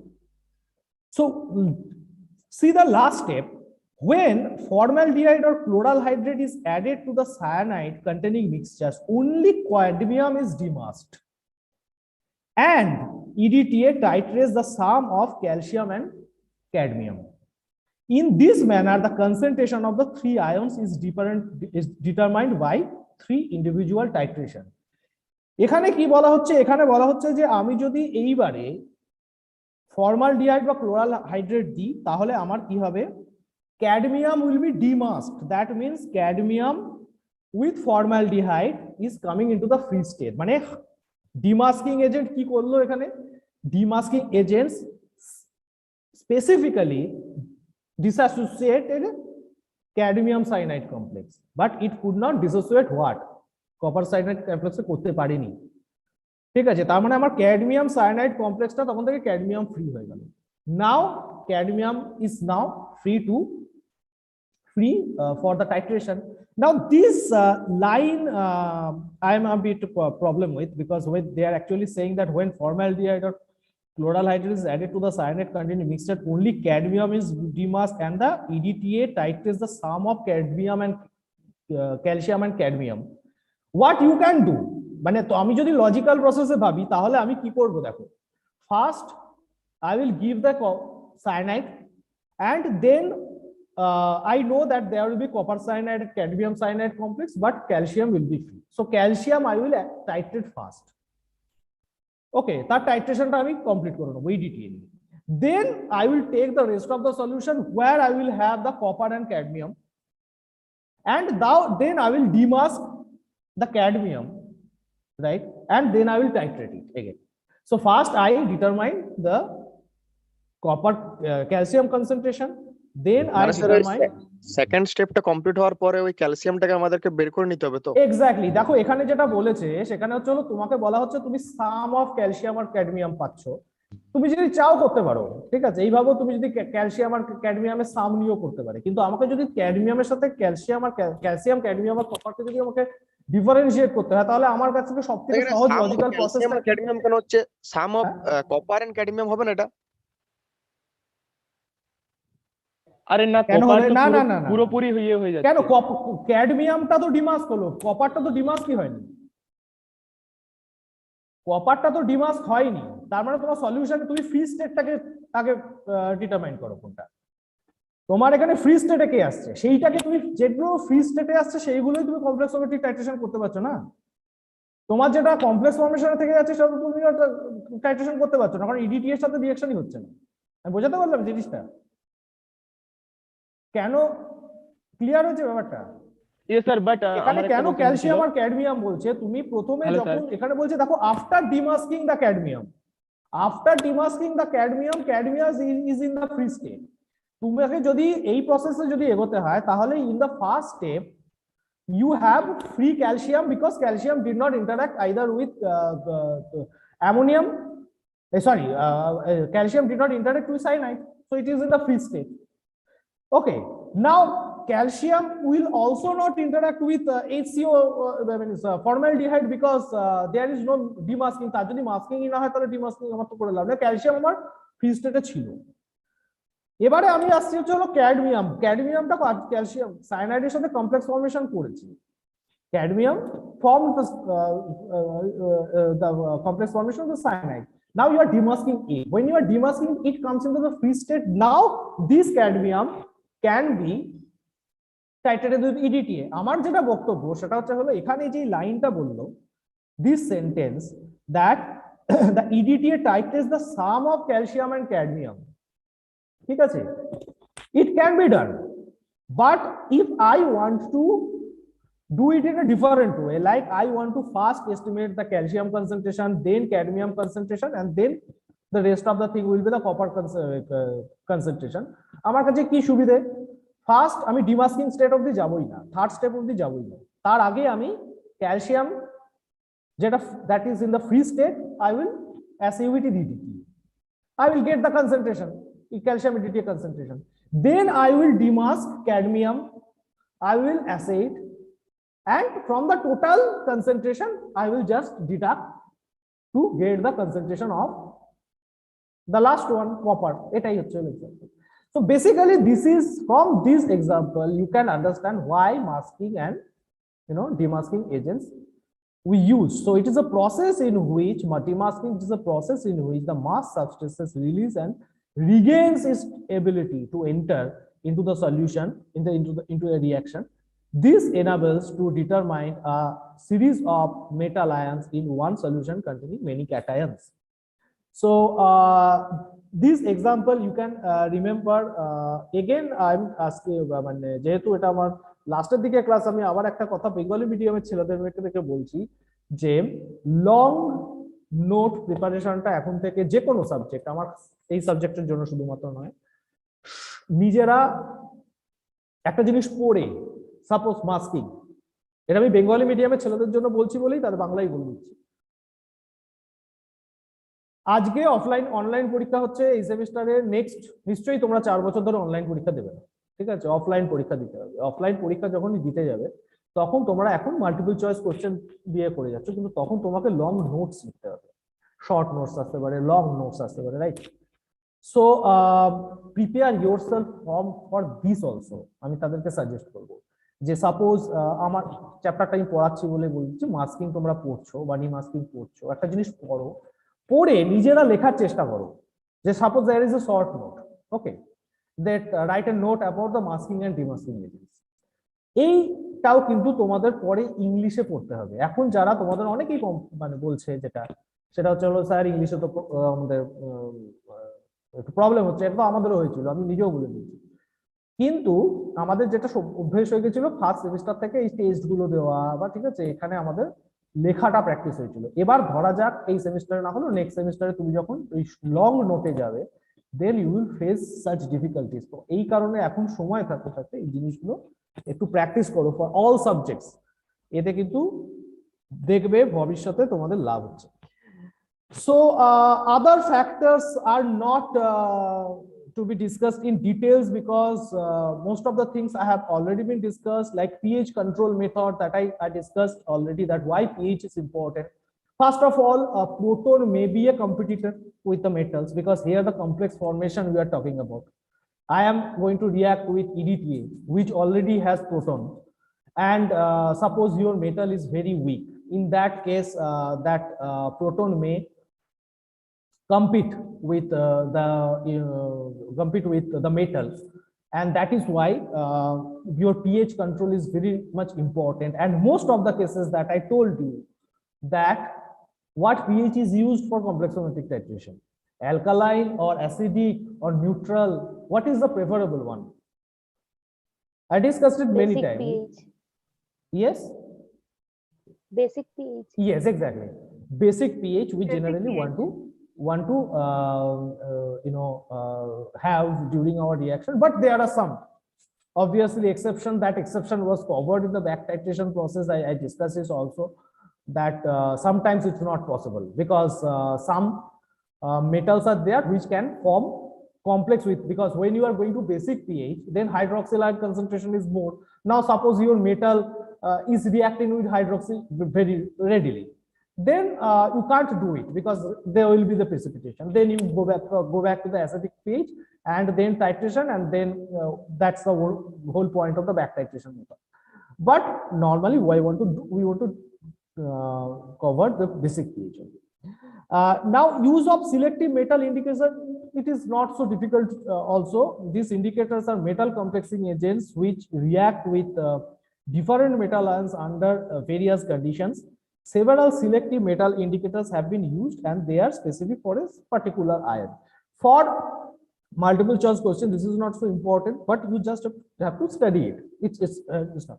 Classical separation process is also not so difficult because various precipitates may be used for the separation. They are redissolved and cations from this solution can be determined complexometry.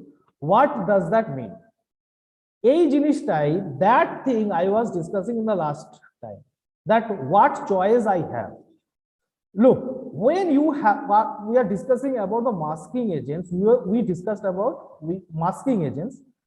What I told, that masking agents are used for the undesirable elements that I don't want. But if in one way you can perform the assay, for example, you are giving the masking agents, and masking agents from the precipitate. And this precipitation, when you get the precipitation, what happens? This is also purification, right? This is also purification. Like the example that we discussed, that cadmium and copper. I am giving the cyanide, two cyanide formation is cyanide complexes are formed with the copper and cadmium. Then I give the hydrogen sulfide, one particular precipitation happens. Now you remember that in that case, what happens, that I first can assume that my precipitation is not so useful for me.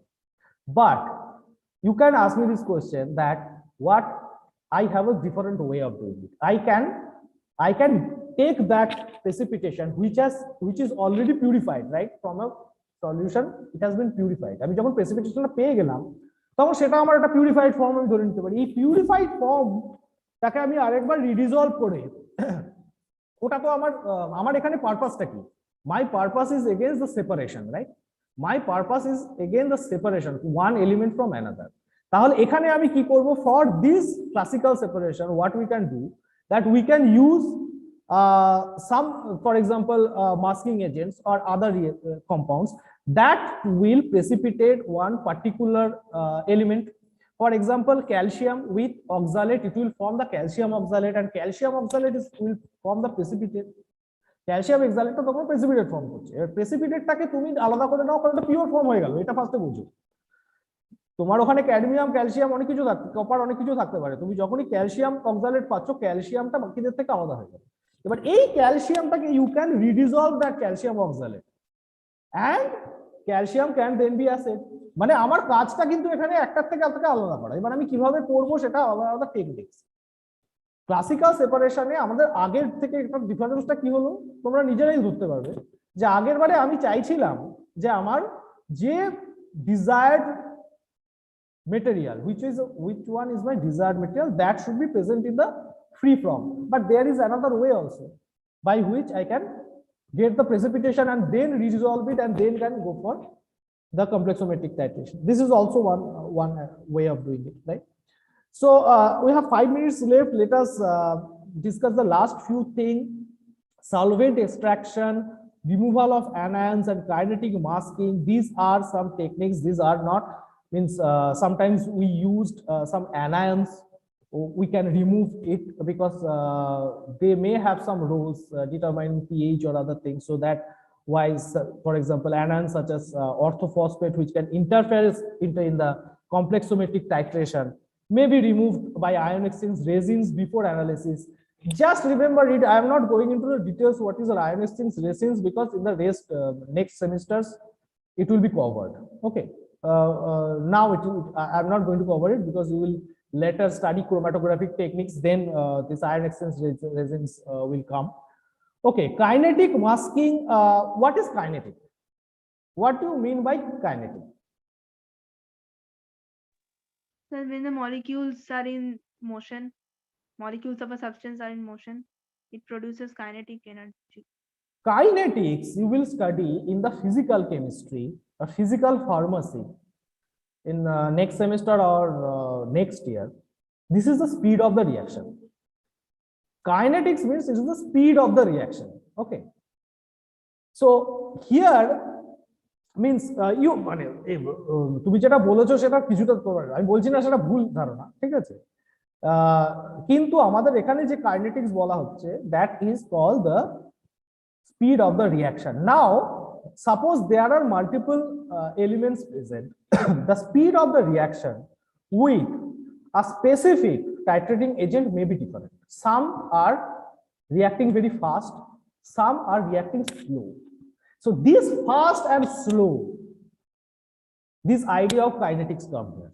Okay, in next semester তোমরা দেখবে যে physical ফার্মাসিতে পড়ানো হচ্ছে লগারিদমের করা হচ্ছে first order kinetics, second order kinetics, zero order kinetics, এগুলো তোমরা পড়বে পরে, ঠিক আছে? তো এখানে বেসিক্যালি আমি অত ভিতরে যাচ্ছি না। মেন যে জিনিসটা সেটা হচ্ছে হলো depending on this reaction rates, if suppose someone is reacting very fast and suppose another element is reacting very slow, so the first one which is reacting very fast with the EDTA, for example, can be separated. That is one way. So what is this saying? That this is a special case in which metal ion does not effectively enter into complexation reaction because of its kinetic inertness. Thus, the slow reaction of the chromium with EDTA makes it possible to titrate other metal ions which react rapidly without interference from the chromium. This is illustrated by the determination of the iron and chromium in a mixture. তাহলে আমি এখানে কি code বলছি? Basically এই ফার্স্টে একটা রিঅ্যাকশনটা বলি। Suppose there is a mixture where there is an iron complex, this is a ferric complex, right, and chromium, okay, present. Now what they are saying that when you have the mixture and if you add EDTA, specifically iron will interact but chromium will not, or chromium if it interacts it is very slow interaction. So by the time chromium forming a complex, stable complex with the EDTA, you can complete your assay using the of ferric iron. That is what they are saying. So আরেকবার repeat করবেন তো, নেটওয়ার্কের প্রবলেমের জন্য। আরেকবার বাংলা বলে দিচ্ছি। সেটা হচ্ছে হলো যে কাইনেটিক্স বলতে বোঝা হচ্ছে হলো একটা রিঅ্যাকশনের স্পিড, রিঅ্যাকশনের গতি, বাংলা ভালো হবে একটা রিঅ্যাকশনের গতি। এবার তুমি যখন দুটো আলাদা আলাদা এলিমেন্টস দিচ্ছ তখন একজন খুব ফাস্ট রিঅ্যাকশন করছে, এখানে ধরে নাও ফেরিক আছে আর ক্রোমিয়াম আছে, দুজনকেই তুমি EDTA দিয়েছো। ফেরিকটা খুব তাড়াতাড়ি রিঅ্যাকশন করে গেল, তখন কমপ্লেক্স ফর্মেশন হয়ে গেল, সেই কমপ্লেক্স ফর্মেশনে তুমি রিঅ্যাকশনটা করে তোমার টাইট্রেশনটা কমপ্লিট করে ফেলে। ক্রোমিয়াম যদিও বা করে খুব স্লো করে বা করে না এরকম স্টেজে, তাহলে আমি অ্যাড করার সাথে সাথেই যদি আমি টাইট্রেশনটা কমপ্লিট করে ফেলি, জাস্ট আমার কাছে আয়রন আছে আর ফেরিক আছে আর ক্রোমিয়াম আছে, আমি EDTA অ্যাড করলাম, সঙ্গে সঙ্গে আমি টাইট্রেশন করে নিলাম, তাহলে আমি ধরে নিতে হবে আমার আয়রনটাই হয়েছে, কারণ ক্রোমিয়াম এত তাড়াতাড়ি রিঅ্যাকশন করে না। So there is a time gap, you can see fast reaction, slow reaction. এটা থ্রু দিয়েও এক ধরনের কমপ্লেক্সোমেট্রিক টাইট্রেশন করা যায়, but this is a very special case. If you don't have any other option, you can, but as I told you, the most of the time, even if you can say that chromium reacts slowly, it still reacts, right? ঠিক আছে, যদি মিলিমোলে আমার copper করে বা মোলে copper করে, সেটা ন্যানোমোলেও interaction করেছে হয়তো ওই টাইমের ভিতরে, ওটা কিন্তু কাউন্টেড হয়ে যাবে। তো এটা ওয়ান প্রসেস যেটা আমরা বলতে পারি যে one way of separation also. Okay, sir already entered. I just want to complete this one. Wait.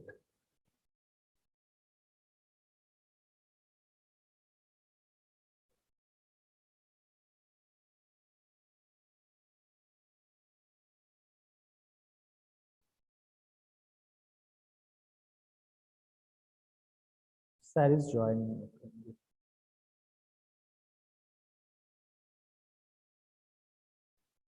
আচ্ছা, তোমাদের লাস্ট যেটা বাকি থাকছে সেটা হচ্ছে হলো এই দুটো আমাকে বাকি থাকছে, আমি বলবো না, কারণ হচ্ছে এগুলো আমি এর আগে অতটা আমি তোমাদের এতটা পুরো চ্যাপ্টারটা যেটা কভার হলো তারপরে তোমরা যদি সিলেবাসটা দেখো তাহলে there are only two things left. What is the standardize means assay of the magnesium sulfate and calcium gluconate. Okay, sir is still joining. Let us continue. I think there may be some problem with his network. তাহলে এখানে আমরা যেটা last যেটা করছি, তোমাদের calcium gluconate আর magnesium sulphate আছে, এই দুটো এক্সাম্পল তোমরা পড়ো। যেগুলো ডিসকাশন হয়েছে এখানে পার্টিকুলারলি তোমাদের যেটা মনে রাখতে হবে সেটা হচ্ছে হলো ম্যাগনেসিয়াম সালফেটের ক্ষেত্রে মডার্ন ব্ল্যাক 2 ইউজ হয়, ঠিক আছে? এই ধরনের কোশ্চেন তোমরা আগেও ফেস করেছো। স্পেসিফিক্যালি অ্যাসেটা পড়তে হবে যে আমি ম্যাগনেসিয়াম সালফেটের অ্যাসেটা করছি কি করে। এখানে আমার সেম তোমার প্রসিডিওর যেগুলো আমরা এতক্ষণ ধরে ডিসকাশন করলাম সেইগুলোই আমরা ডিসকাশন করছি। আমরা অ্যামোনিয়াম ক্লোরাইড সলিউশন দিয়েছি, strong ammonium chloride solution. Then what kind of pH you will have? Okay, just a minute. Hello, Alok, can you hear me? Yes, sir. Alok sir, Alok sir, just 2 minutes, okay? Okay, sure. তাহলে এখানে তোমরা যেটা আমরা যেখানে ammonia chloride solution এ করছি, এখানে আমরা same sodium edited দিচ্ছি, যেটা প্রত্যেকটাতে আলাদা আলাদা করে ডিসকাশন হয়েছিল। That you have to remember. You may not remember the molecular weight because this type of question does not come, but what type of question may come, that how you will perform the titration of the magnesium sulfate, what is the titrating agent. Obviously sodium edited is not মানে after পুরো চ্যাপ্টারটা cover করার পর সেটা খুব একটা তোমাদের কাছে সারপ্রাইজিং নয়, কিন্তু আমরা এখানে অ্যামোনিয়াম ক্লোরাইড সলিউশনটা অ্যাড করলাম, তার কারণটা হলো বেসিক পিএইচ মেইনটেইন করার জন্য, যেটা আমি প্রথমেই বলেছি। আর মডার্ন ব্ল্যাক 2 ইউজ করা হয়। ক্যালসিয়াম গ্লুকোনেটটাও সিমিলার। এখানে ক্যালসিয়াম গ্লুকোনেটটা তোমরা পড়বে এবং সেখানে গিয়ে তোমরা দেখবে যে একটা দুটো জায়গায় তোমাদের হয়তো হতে পারে যে এটা আমরা কিভাবে অ্যাসেটা করছি, ঠিক আছে? আমি 4 ধরনের অ্যাসে পড়িয়েছিলাম, ঠিক আছে? তার মধ্যে থেকে রিপ্লেসমেন্ট অ্যাসে, ইনডাইরেক্ট অ্যাসে, আমি হিউজ দিয়েই দিচ্ছি, আমি এখন আর ডিটেলসে যাব না, ঠিক আছে? ডাইরেক্ট অ্যাসে, ইনডাইরেক্ট অ্যাসের মধ্যে আমরা পড়েছিলাম হচ্ছে ব্যাক টাইট্রেশন করেছিলাম, ইনডাইরেক্ট করেছিলাম আর রিপ্লেসমেন্ট, ঠিক আছে? এটা কিন্তু ডাইরেক্ট অ্যাসে নয়। তোমরা এটা দেখে চিন্তা ভাবনা করার চেষ্টা করবে ওইখান থেকে যে আমার এটা কি ধরনের টাইট্রেশন হলো। এখানেও আবার ইন্ডিকেটর ইম্পর্টেন্ট, আর হচ্ছে হলো যে আমি কোন ধরনের টাইট্রেটিং এজেন্ট ইউজ করছি, সোডিয়াম এডিটেডই পাবে। আর একটা জিনিস যেটা লাস্ট আমি বলবো সেটা হচ্ছে হলো standardisation of the disodium edited. এইটাও একবার ভালো করে পড়বে। এখানে যে ধরনের কোশ্চেন আসে আমি তোমাকে বলে দিচ্ছি, সেটা হচ্ছে হলো যে কিভাবে তুমি how can we perform the standardization of the disodium edited. Okay, what? 4টে অপশন দেওয়া থাকছে। The standardization of the EDTA solution is generally carried out by using a standard solution of 4 options. For example, zinc sulphate, calcium nitrate, potassium chloride, sodium hydroxide. তোমরা এখান থেকে দেখতে পাচ্ছ সেটা হচ্ছে হলো জিঙ্ক সালফেট ইউজ করা হয়। এই যে পয়েন্টস গুলো সবসময় মাথায় রাখার চেষ্টা করবে। ব্রোমিন ওয়াটার হ্যানা তানা এগুলো না, মেন মাল্টিপল চয়েস কোশ্চেনের জন্য যে আমি কোন ধরনের মেটাল দিয়ে আমরা এটা ইউজ করলাম। আমি কোশ্চেনটা তোমাদের বই থেকে দিয়েই দিলাম যে 4টে দিয়ে অপশন দেওয়া হয়েছে যে তুমি কোনটা দিয়ে স্ট্যান্ডার্ডাইজেশন করবে। So first is the standardization of the disodium purification of the disodium EDTA। এটা পড়ো, খুব একটা কমপ্লিকেটেড জিনিস এখানে নেই, জাস্ট প্রসিডিওরটা বলা হয়েছে, সেম স্ট্যান্ডার্ডাইজেশনের প্রসিডিওরটা বলা হয়েছে। আর এই দুটো অ্যাসে পড়বে যেখানে তোমাদের ক্যালসিয়াম গ্লুকোনেট আর ম্যাগনেসিয়াম সালফেট আছে, টাইট্রেটিং এজেন্ট কি, কোন ধরনের সলিউশনস গুলো আমরা ইউজ করছি এবং তার pH। Okay, so that's all for today. Complexometric titration chapter is finished. If it is possible for me to take the next tomorrow's class, then I will discuss some questions and answers with you, okay, from 3:50. Otherwise that class will be rescheduled, and from next week new teacher Ismail sir will take the class, And if you have any problem with the portion that I covered, then you just come and discuss with me. Okay. Okay. Alok sir, I am making you a host and leaving. Okay. Okay, sir. Sure. Just make host to the next one before leaving. No? Bye.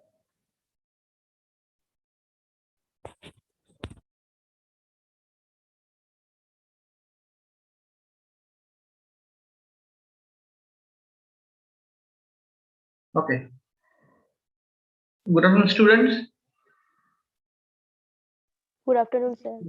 Good afternoon, sir. Good afternoon, sir. College Happy hour New Year, বন্ধ. sir. Happy New Year. Yeah, Happy New Year. Happy Happy New New Year, Year, sir. sir. Happy New Year, sir. New ইয়ারটা কি সত্যি সত্যি happy না বুঝতে পারছি না, college বন্ধ হয়ে গেছে।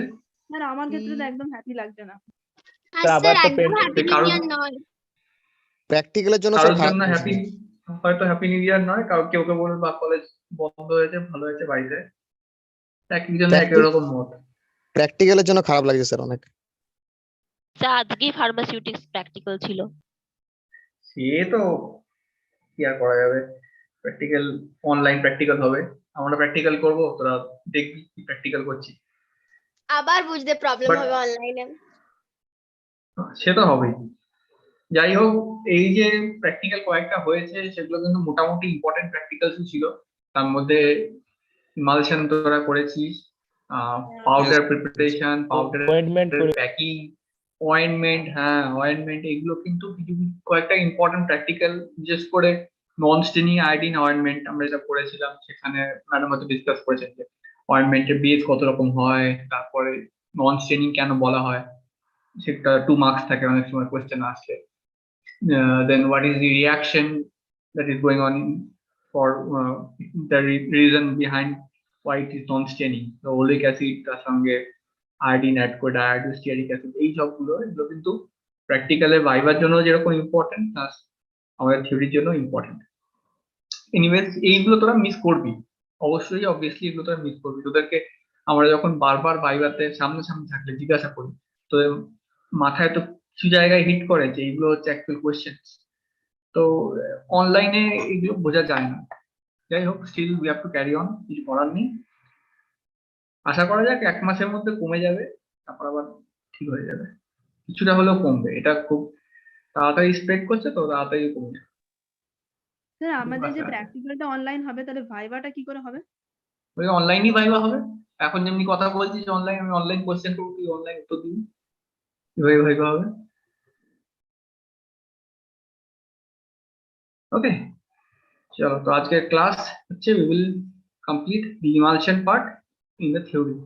আমরা থিওরিতে emulsion স্টার্ট করেছি অলরেডি, 2 কি 3টে ক্লাস হয়ে গেছে, and we are at the last stage of the emulsion. কিছু জিনিস আমি জানি না তোদের ছুটিতে পড়েছিস কিনা, কতজন পড়েছে কতজন পড়েনি, but I expect that you have the concept of emulsion, the different types of emulsions, what are the different stability tests for emulsion, the identification test for emulsions. Okay, then what are emulsifying agents, classification of emulsifying agents. To একটা example তোদেরকে অনেক সময় বলতে বলা হয় যে give an example, give 2 or 3 examples of cationic surfactant, or maybe 1 example of anionic surfactant, or maybe 1 example of a natural occurring emulsifying agent. তো এইগুলো আশা করি তোরা বলতে পারবি, কারণ এগুলো আমরা ওই তো সোডিয়াম practical- লরেল সালফেট বলেছিলেন তো আপনি। হ্যাঁ, এগুলো তো সবগুলোই ডিসকাস করি, শুধু sodium lauryl sulphate, cationic, anionic, non ionic, naturally obtain কোনগুলো, কোনটা সেমিসিনথেটিক, এগুলো সব ক্লাসে অলরেডি ডিসকাস করেছি, প্র্যাকটিক্যালেও ডিসকাস করা হয়েছে। তো এই কনসেপ্টগুলো যদি ক্লিয়ার থাকে, I guess it will be easy for today's class to understand. আজকের ক্লাসটা বুঝতে গেলে এগুলো কাজে লাগবে। So what we will be studying today is the stability of the emulsion. Now, why the stability is a factor for formulation and maintaining an emulsion? কেন stability একটা বড় ফ্যাক্টর, কেন আমাকে আলাদা করে অন্যান্য ফর্মুলেশন আমি স্টেবিলিটি পড়িনি যখন আমি সলিউশন করেছি, বা আর কি ছিল, সিরাপ করেছিলাম। We did not have to study the stability of a syrup or the stability of a solution. Did we study? পড়িনি তো, but we have to study the stability of an emulsion. Can you guess anyone? কেন আমাদের emulsion এর stability আলাদা করে পড়তে হচ্ছে? Sir এটা তো বেশি দিন এভাবে মিশে থাকে না, লাইক ওয়েল ইন ওয়াটার আর ওয়াটার ইন ওয়েল, এটা তো মানে সেপারেট করে যায়, তার জন্য তো Yes, how very much good, time very good. এটা বেশি দিন একসাথে মিশে থাকে না, এটা they have a tendency to separate out. The two phases which are immiscible tends to separate out. Very good.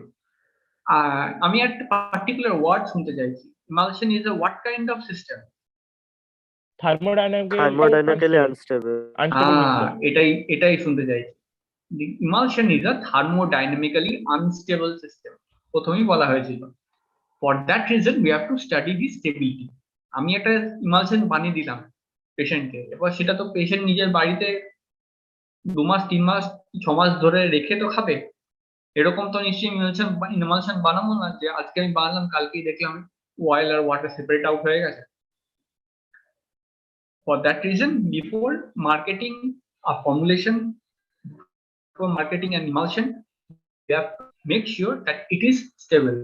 মার্কেটে পৌঁছানোর আগে বা মার্কেটিং করার আগে, মার্কেটিং মানে কি, আমি এটাকে বিক্রি করব, বিক্রি করার তো উদ্দেশ্য, বিক্রি করার আগে আমাকে শিওর হতে হবে যে emulsion স্টেবল। ওকে, তাহলে আমি বিক্রি করতেই পারবো না, ঠিক তো? এটুকু সবাই বুঝবি? Yes sir. So since the emulsion is a thermodynamically unstable formulation, we have to understand its stability and predict or rather predict stability, মানে কতদিন সেটা স্টেবল থাকবে।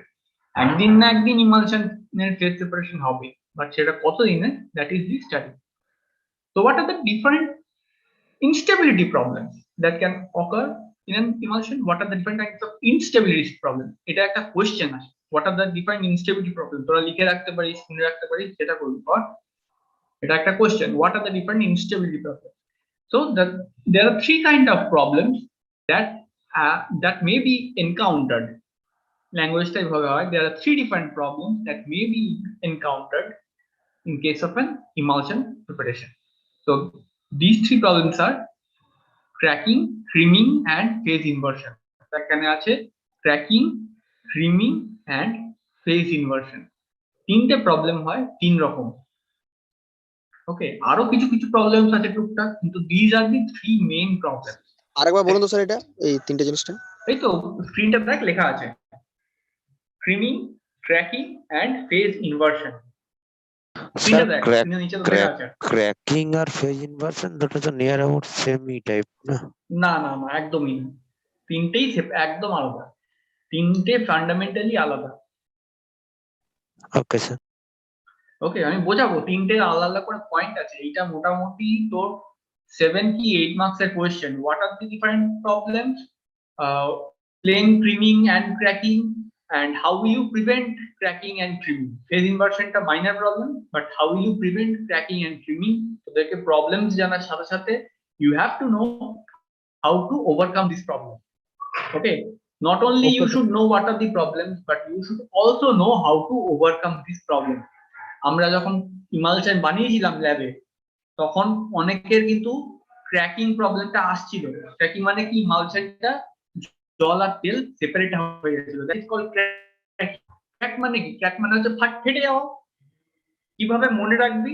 Crack, the word crack means breakdown, তাই তো? ক্র্যাক মানে হচ্ছে ভেঙে যাওয়া। তাহলে emulsion ভাঙলে কি কি বেরোবে? জল বেরোবে আর তেল বেরোবে, যেটা তোরা emulsion যখন বানাচ্ছিলিস তখন অনেকেই হচ্ছিল, মাঝে মাঝে দেখছিলাম জল আর তেলটা আলাদা আলাদা হয়ে যাচ্ছিল, মাঝে মাঝে দেখছিলাম নিচে গামটা চিটকে লেগে যাচ্ছিল। এই প্রবলেম গুলো হয়েছিল তো? So these are the problem that is called cracking. Okay, this is called cracking. Cracking মানে বাংলায় একদম মনে রাখবি, cracking মানে breakdown. Breakdown means the oil phase and the water phase is separate. Immiscible তো স্যার, immiscible যখন মিশছিল। অবশ্যই তারা immiscible, আমরা তাকে emulsifying agent দিয়ে miscible করছি, কিন্তু অনেক সময় সেটা miscible হয় না, তারা separate out হয়ে যায়, and this is called cracking. ওকে, একদম বাংলা মানেটা বলছি, ক্র্যাক মানে ভেঙে যাওয়া। ওকে, তাহলে ক্র্যাক মানে ভেঙে যাওয়া, মানে তেল আর জল আলাদা হয়ে যাবে। বোঝা গেছে? Now, these are the different kinds of problems that may be encountered while preserving or maintaining an emulsion in shells. This is what a good emulsion looks like. Good emulsion মানে কি? Good emulsion মানে যেটা অনেকদিন stable থাকবে. You can see that there are different droplets. Okay, and you should also remember one thing, that the smaller the size of the droplets, the higher is its shelf life. যত ছোট ড্রপলেটের size হবে emulsion কিন্তু তত বেশি দিন ঠিক থাকবে। Another thing that we should also note that the size of the droplets should be in a uniform range. একটা ড্রপলেটের সাইজ 100 মাইক্রন, অন্য একটা ড্রপলেটের সাইজ 150 মাইক্রন, একটা ড্রপলেটের সাইজ হয়ে গেল 500 মাইক্রন, ঠিক আছে, আবার দেখা গেল একটা ড্রপলেটের সাইজ হয়ে গেছে 50 micron. This is not a good emulsion. A good emulsion should have droplets in a small size range, ঠিক আছে, সাইজ রেঞ্জটা যেন ছোট হয়, মানে 100 হতে পারে, নির্দিষ্ট রেঞ্জ আছে ওটার? হ্যাঁ, নির্দিষ্ট রেঞ্জটা আছে? না, নির্দিষ্ট কোনো রেঞ্জ নয়, এক একটা ইমালশন এক এক রকম হয়। There is micro emulsion, this is nano emulsion, this is just emulsion. So different kinds of emulsion formulations, they have different size ranges and the size range may vary. কিন্তু একটা ইমালশনের মধ্যে আমি কিছু পার্টিকেলস, কিছু ড্রপলেট দেখছি 100 micron, কিছু particles হয়ে গেছে 400 মাইক্রন, কিছু পার্টিকেলস হয়ে গেছে 1000 মাইক্রন, সেটা কিন্তু ইমালশন বেশি স্টেবল থাকবে না। So it should have one single size range. একটা size range এর মধ্যে পুরো জিনিসটা থাকলে তবেই we can say that it is a good emulsion, because ultimately the size of these droplets and how these droplets behave, these things influences the stability of an emulsion. এই droplet গুলোর size, শুধু size নয়, এই droplets গুলো কোথায় আছে, কিভাবে maintained হয়ে আছে, এই সব কিছু কিন্তু ইনফ্লুয়েন্স করে ইমালশনের স্টেবিলিটিকে। ধর এই 5টা ড্রপলেট তারা একসাথে জোড়া লাগতে শুরু করলো, তাহলে কি হবে, ছোট ছোট ড্রপলেট গুলো ফর্ম করবে একটা বড় ড্রপলেট, বড় বড় ড্রপলেট গুলো আরো বড় ড্রপলেট হবে, ঠিক আছে। তো দিস কাইন্ডস অফ স্ট্রাকচারস মে অকার, কয়েকটা ড্রপলেট একসাথে জমায়েট হয়ে গেল, আবার কিছু ড্রপলেট একসাথে জমায়েট হয়ে গেল, তো this is called flocculation. Okay, flocks of sheep, একপাল ভেড়া, তো সেখান থেকে নাম আছে flocculation.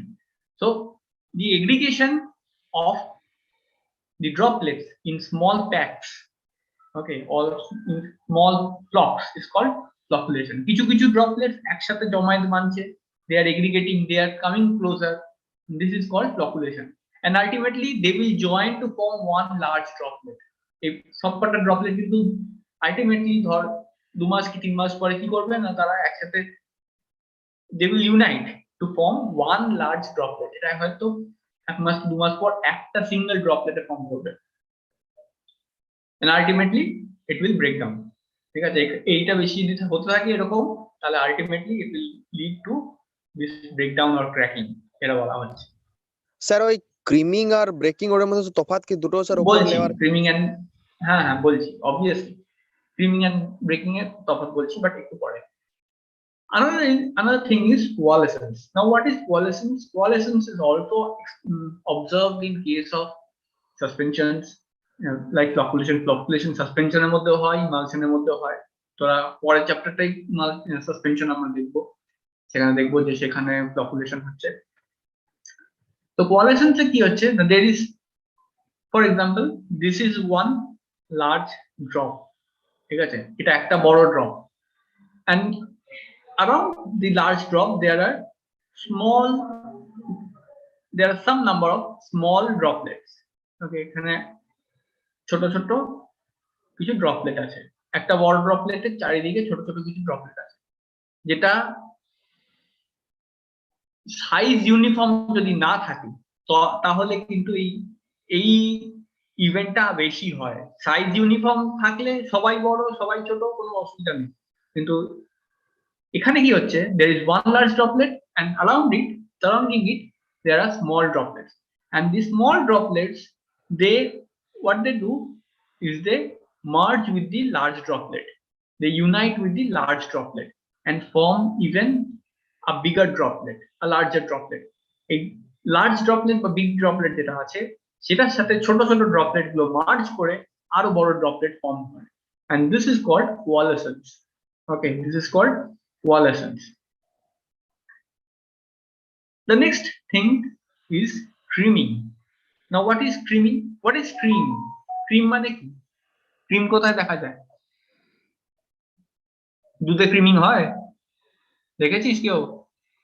স্যার ওই স্বর পরে আস্তরণটা ওটা কি? স্বর পড়ার আগে কি হয়? স্যার ক্রিমিং হয় তো? ক্রিমিং হয়, কিন্তু কি হয় দেখেছিস দুধে? স্যার ওই একটা আস্তরণের মতো ওই এটা স্বর ফেনা টাইপের ওঠে। দুধটা দোয়ার পরে যখন গরম থাকে তখন সেই সময়টা দেখা যায় ক্রিমিং দেখা যায় উপরটাতে। ছোট ছোট অয়েলি ড্রপলেটস। হ্যাঁ, অয়েলি ড্রপলেট দেখবি অনেক সময় দুধের উপরে। ওকে, দুধের উপরে অনেক সময় দেখবি অয়েলি ড্রপলেট, এবার সেটাই কিন্তু আস্তে আস্তে বাটার হয়। বোঝা গেছে? Butter is nothing but the cream of the milk.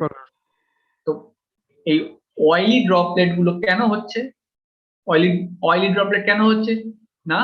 Water ফেজের মধ্যে কিছু কিছু অয়েল সেখানে আছে। এবার ওয়াটার আর অয়েল দুজনের ডিফারেন্স আছে in viscosity. both have a difference in viscosity. The oil is lighter, water is heavier. The oil part tends to rise above the water. তাই তো? এখানে অয়েল আছে, অয়েলগুলোর ভিসকোসিটি কি কম, they are lighter than water. তাহলে কি করবে? they have a natural tendency to move upwards. Okay, oil যে drop গুলো আছে তাদের একটা নিজস্ব টেন্ডেন্সি থাকবে উপরে আপওয়ার্ড মুভ করতে করার। এই তারা যখন উপরে আস্তে আস্তে মুভ করবে, when they move upward they join with the other oil droplets in its immediate environment and lead to large drops of oil that you can see with your eye. দুধের উপর দেখা যায় এরকম অয়েলের ড্রপলেটস কিছু কিছু ভেসে আছে, তাই তো? এটা তোরা দুধ যারা খাস তারা দেখেছিস। দুধ ফুটিয়ে রেখে দিলে বা অনেকক্ষণ ধরে দুধ চান করলে দেখবি এরকম অয়েল ড্রপলেটস হচ্ছে। কেন অয়েল ড্রপলেটস হচ্ছে? কারণ অয়েল গুলো হচ্ছে লাইটার দ্যান ওয়াটার, তাদের একটা টেন্ডেন্সি আছে উপরে ভেসে ওঠার। তো why this creaming phenomenon happens?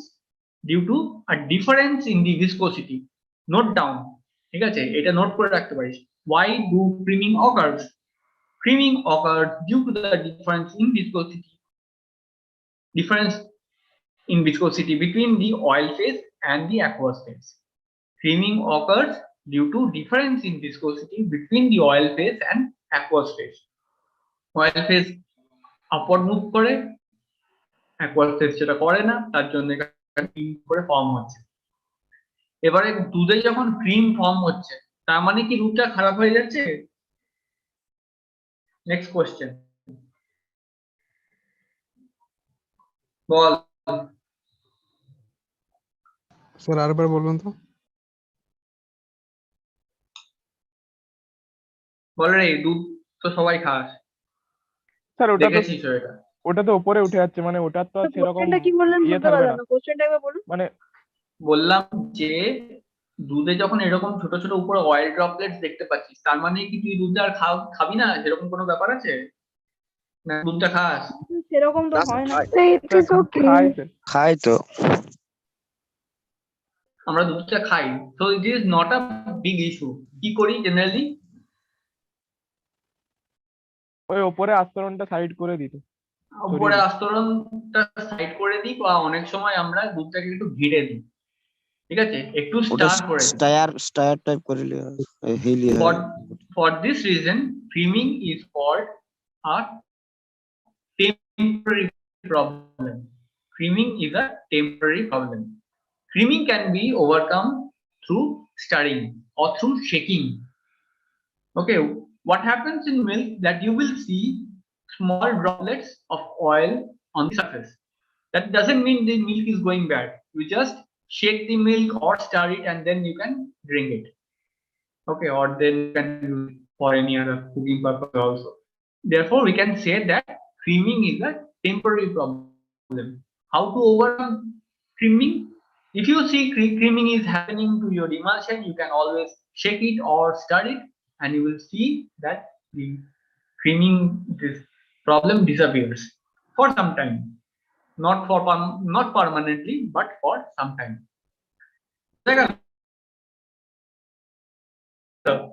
Like creaming is a temporary and permanent. কোনটা হবে? বলে Temporary, sir. টেম্পোরারি এটাও কিন্তু এমসিকিউ কোশ্চেন আছে। Creaming is a temporary problem. Now, cracking or breaking is a permanent problem. What is the difference between cracking and creaming? Creaming is a temporary problem. Breaking or cracking is a permanent problem. এখানে কিন্তু অনেক সময় question আছে, give the difference between cracking and creaming. So you should remember this. What happens during breaking or cracking is a complete separation of the oil and the aqueous phase. Cracking or breaking is the complete separation of the oil and aqueous phase. এখানে দেখ, এখানে কোনো রকম জলের কোনো নামনিশান নেই উপরের ফেজটায়। The whole layer is oil, only oil, and in the lower part you can see only the water. So this is complete separation, and it is called cracking or breaking. Understood? And this is a permanent problem.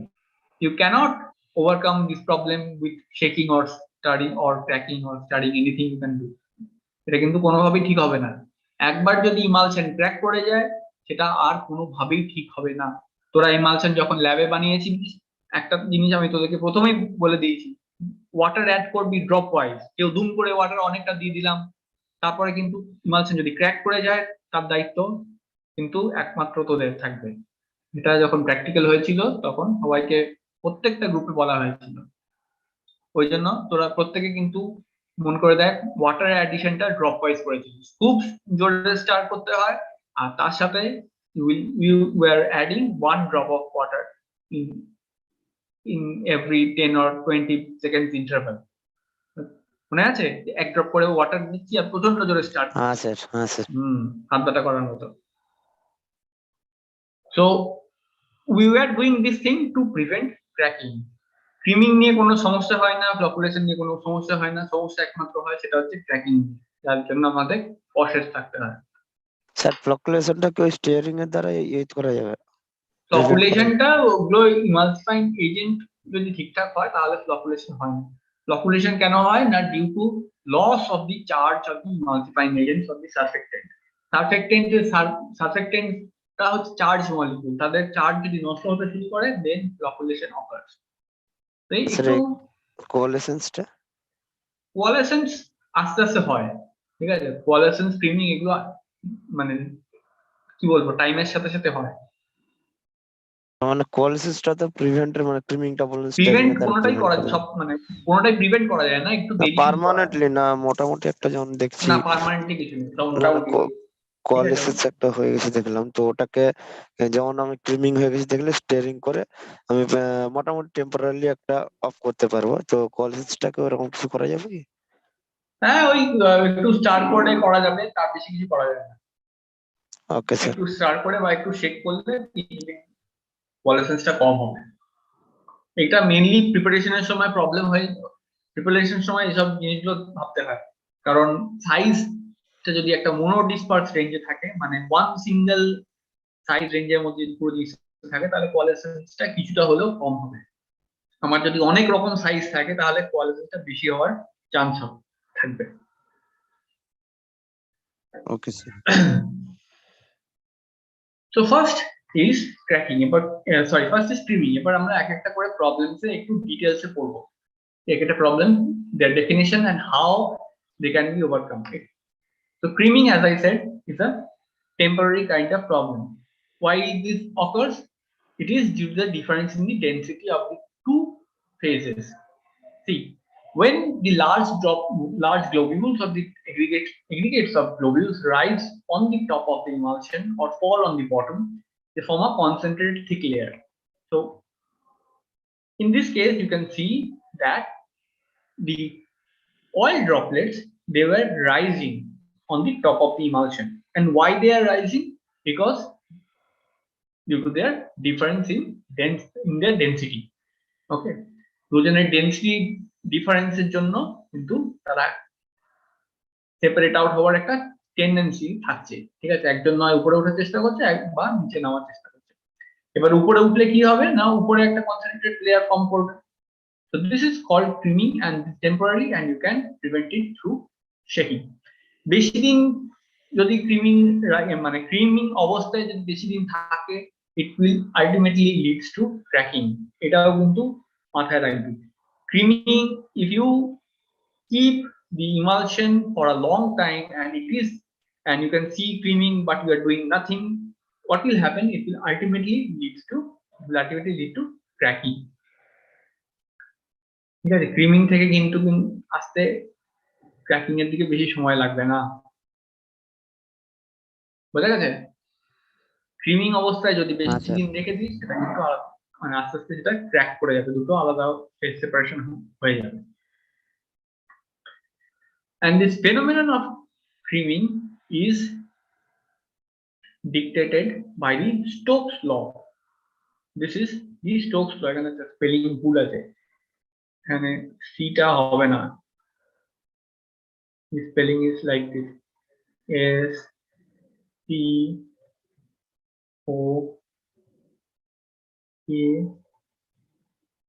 E apostrophe S. Stokes law. Okay, Stokes law, but Stokes, this is called the Stokes equation. V stands for viscosity. Sorry, V is the viscosity. Now, V is the rate of sedimentation of the oil droplets. Okay. U is mu. This is viscosity. G is gravity. D is the G1 minus G2 is the difference in the density between the aqueous phase and the oil phase.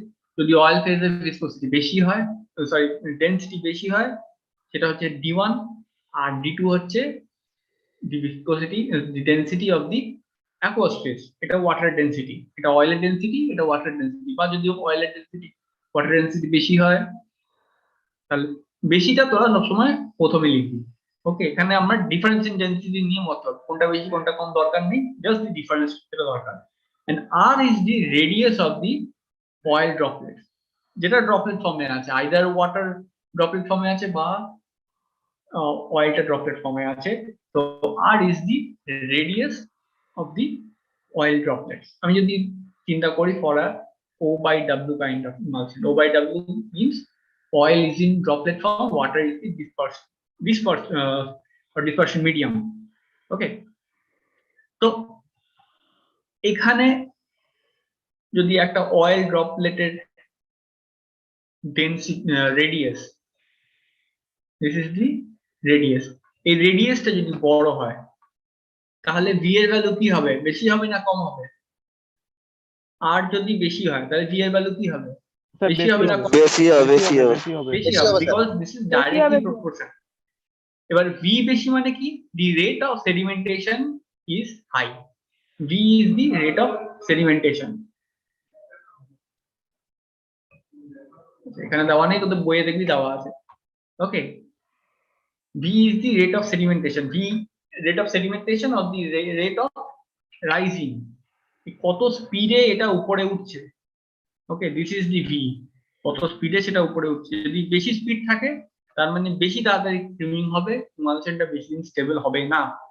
V value বেশি মানে emulsion is not stable. If the V is less, that means the emulsion is stable. Now, how to calculate the V? It is calculated using this Stokes equation. R is the radius of the oil droplets. তাহলে যদি R বেশি হয়, তার মানে কি এটা তাড়াতাড়ি ক্রিমিং হবে। এবার ক্রিমিং কমাতে গেলে আমাকে তাহলে R ভ্যালু কমাতে হবে। How can you reduce the R value? Radius of the oil droplets. How will you reduce? কিভাবে করা যেতে পারে? স্টেয়ার করে ভেঙে দিয়ে ছোট করে দিতে হবে কি? আর স্যার মিউর ভ্যালুটা ইয়ে করতে হবে, বাড়াতে হবে। সেটা তো পরে আছে, আমি শুধু I am focusing on the r value, u এর ভ্যালু এখন আসেনি, আমি শুধু বলছি আরটা কি করে কমাবো, মানে ড্রপলেটের সাইজ কি করে কমাবো।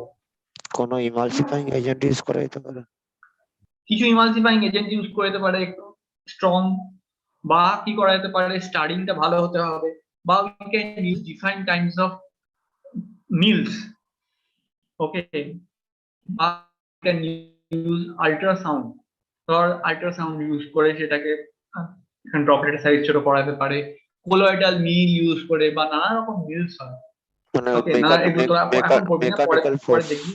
হ্যাঁ, মেকানিক্যাল ফোর্স যদি বেশি দেওয়া হয় তাহলে আর ভ্যালুটা কম হবে, ওই জন্য তোদেরকে বারবার বলা হচ্ছিল গায়ের জোরে স্টার কর, তাই তো ইন দা প্র্যাকটিক্যাল ক্লাস হ্যাঁ স্যার, আমাদেরকে আমরা বারবার বলছিলাম গায়ের জোরে স্টার কর, কেন গায়ের জোরে স্টার করতে, if the mechanical force is high, then the R value will be low, and if the R value is low, then the value of V will also be low, and value of V is low means it is a good emulsion.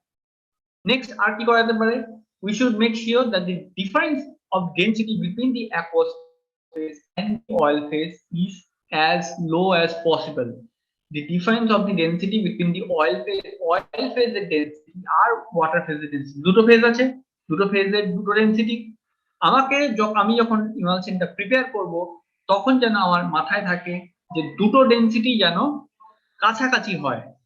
If the difference of the density is high, that means the emulsion will tend to cream. যদি এই difference in density যদি বেশি হয় তাহলে কিন্তু emulsion cream করার একটা high chance থাকে, okay. So make sure that the difference of density, যেটা আমরা অনেক সময় এমনি করে ডেল্টা ডিও লিখে থাকি, the difference of the density is low. Gravity নিয়ে আমার এখানে কিছু বলার নেই, বিকজ আমার হাতে তো নেই। নেক্সট আমার হাতে এটা আছে, that is the viscosity of the continuous phase, okay. viscous নাও এখানে কন্টিনিউয়াস ফেজ কোনটা, ওয়াটার, তাই তো, this is the continuous phase, and how can you increase the density of the continuous phase, কি করে করা যেতে পারে, আমি যদি এর ভ্যালুটা বাড়াই তবেই তো ভি ভ্যালুটা কমবে, Yes, sir. তো আমি ওয়াটারের ভিসকোসিটি কিভাবে ইনক্রিজ করতে পারি, বা অ্যাকুয়াস ফেজের ভিসকোসিটি কিভাবে ইনক্রিজ করতে পারি,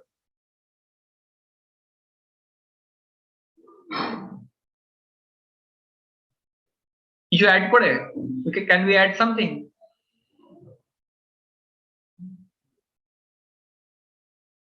বল রে, স্যার ইমালসিফাইং এজেন্ট অ্যাড তো করতে হবে না হলে কি অ্যাড করব,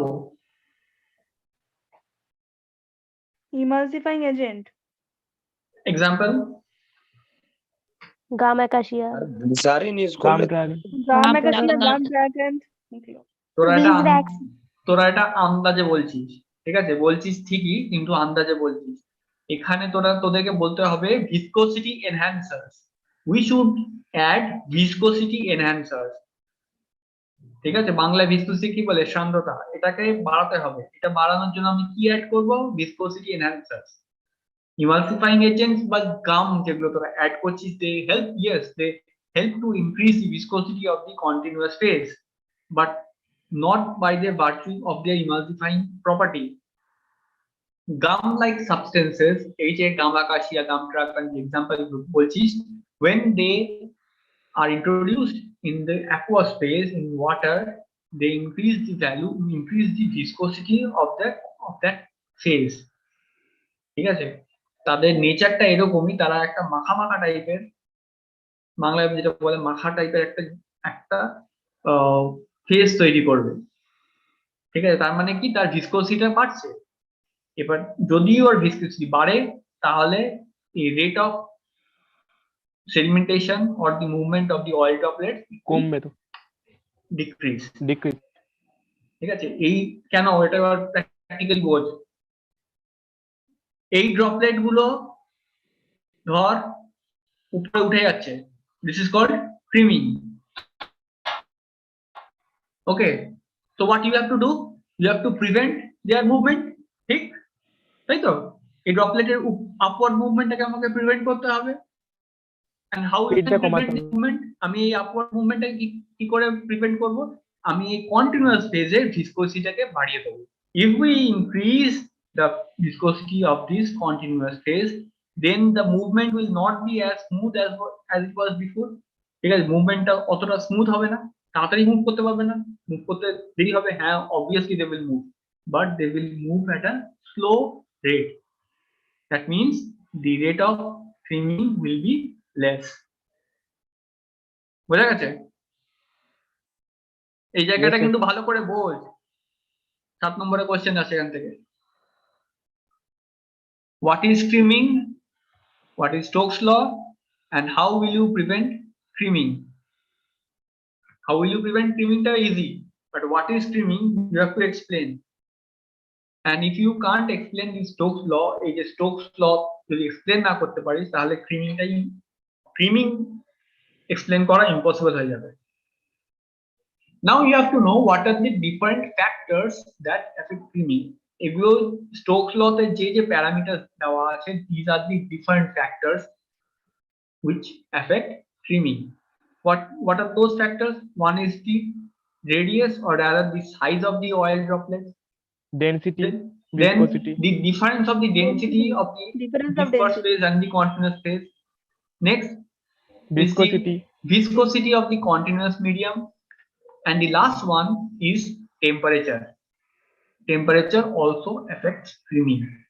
Temperature যদি বেশি হয়, টেম্পারেচার সাথে ভিসকোসিটি কোনোভাবে কানেক্টেড? টেম্পারেচার সাথে ভিসকোসিটি সম্বন্ধ আছে? হ্যাঁ কি না? আছে স্যার। স্যার ভিসকোসিটি আচ্ছা কমে স্যার, যাবে। টেম্পারেচার কমলে ভিসকোসিটি বাড়ে। টেম্পারেচার কমলে ভিসকোসিটি বাড়ে। ইনভার্সলি ঠিক প্রপোর্শনাল। আছে, আর বাড়লে কমবে। হ্যাঁ, আবার বাড়লে কমবে। তার মানে স্ট্রিমিং কে এফেক্ট করবে? হ্যাঁ স্যার, টেম্পারেচার এফেক্ট করবে তো? হ্যাঁ sir. So temperature also have an effect. So এখানে দেখ চারটে ফ্যাক্টরস আছে, storage temperature, storage condition, means temperature and humidity. So basically temperature has an effect on streaming.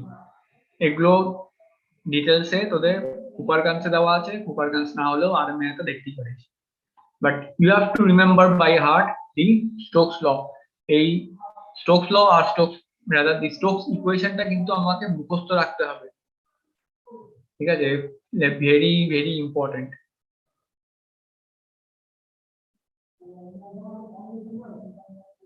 ঠিক আছে, এটা কিন্তু মুখস্থ করতে হবে, কোশ্চেন আছে। বোঝা গেছে?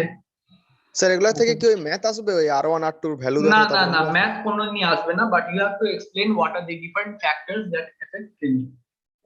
ওই স্যার ইকুয়েশনটা লিখে করে আমাদেরকে তো এক্সপ্লেন করতে হবে যে কোনটা। তোদেরকে ইকুয়েশনটাও লিখতে হবে না দেখে, তোদেরকে এক্সপ্লেনও করতে হবে না দেখে।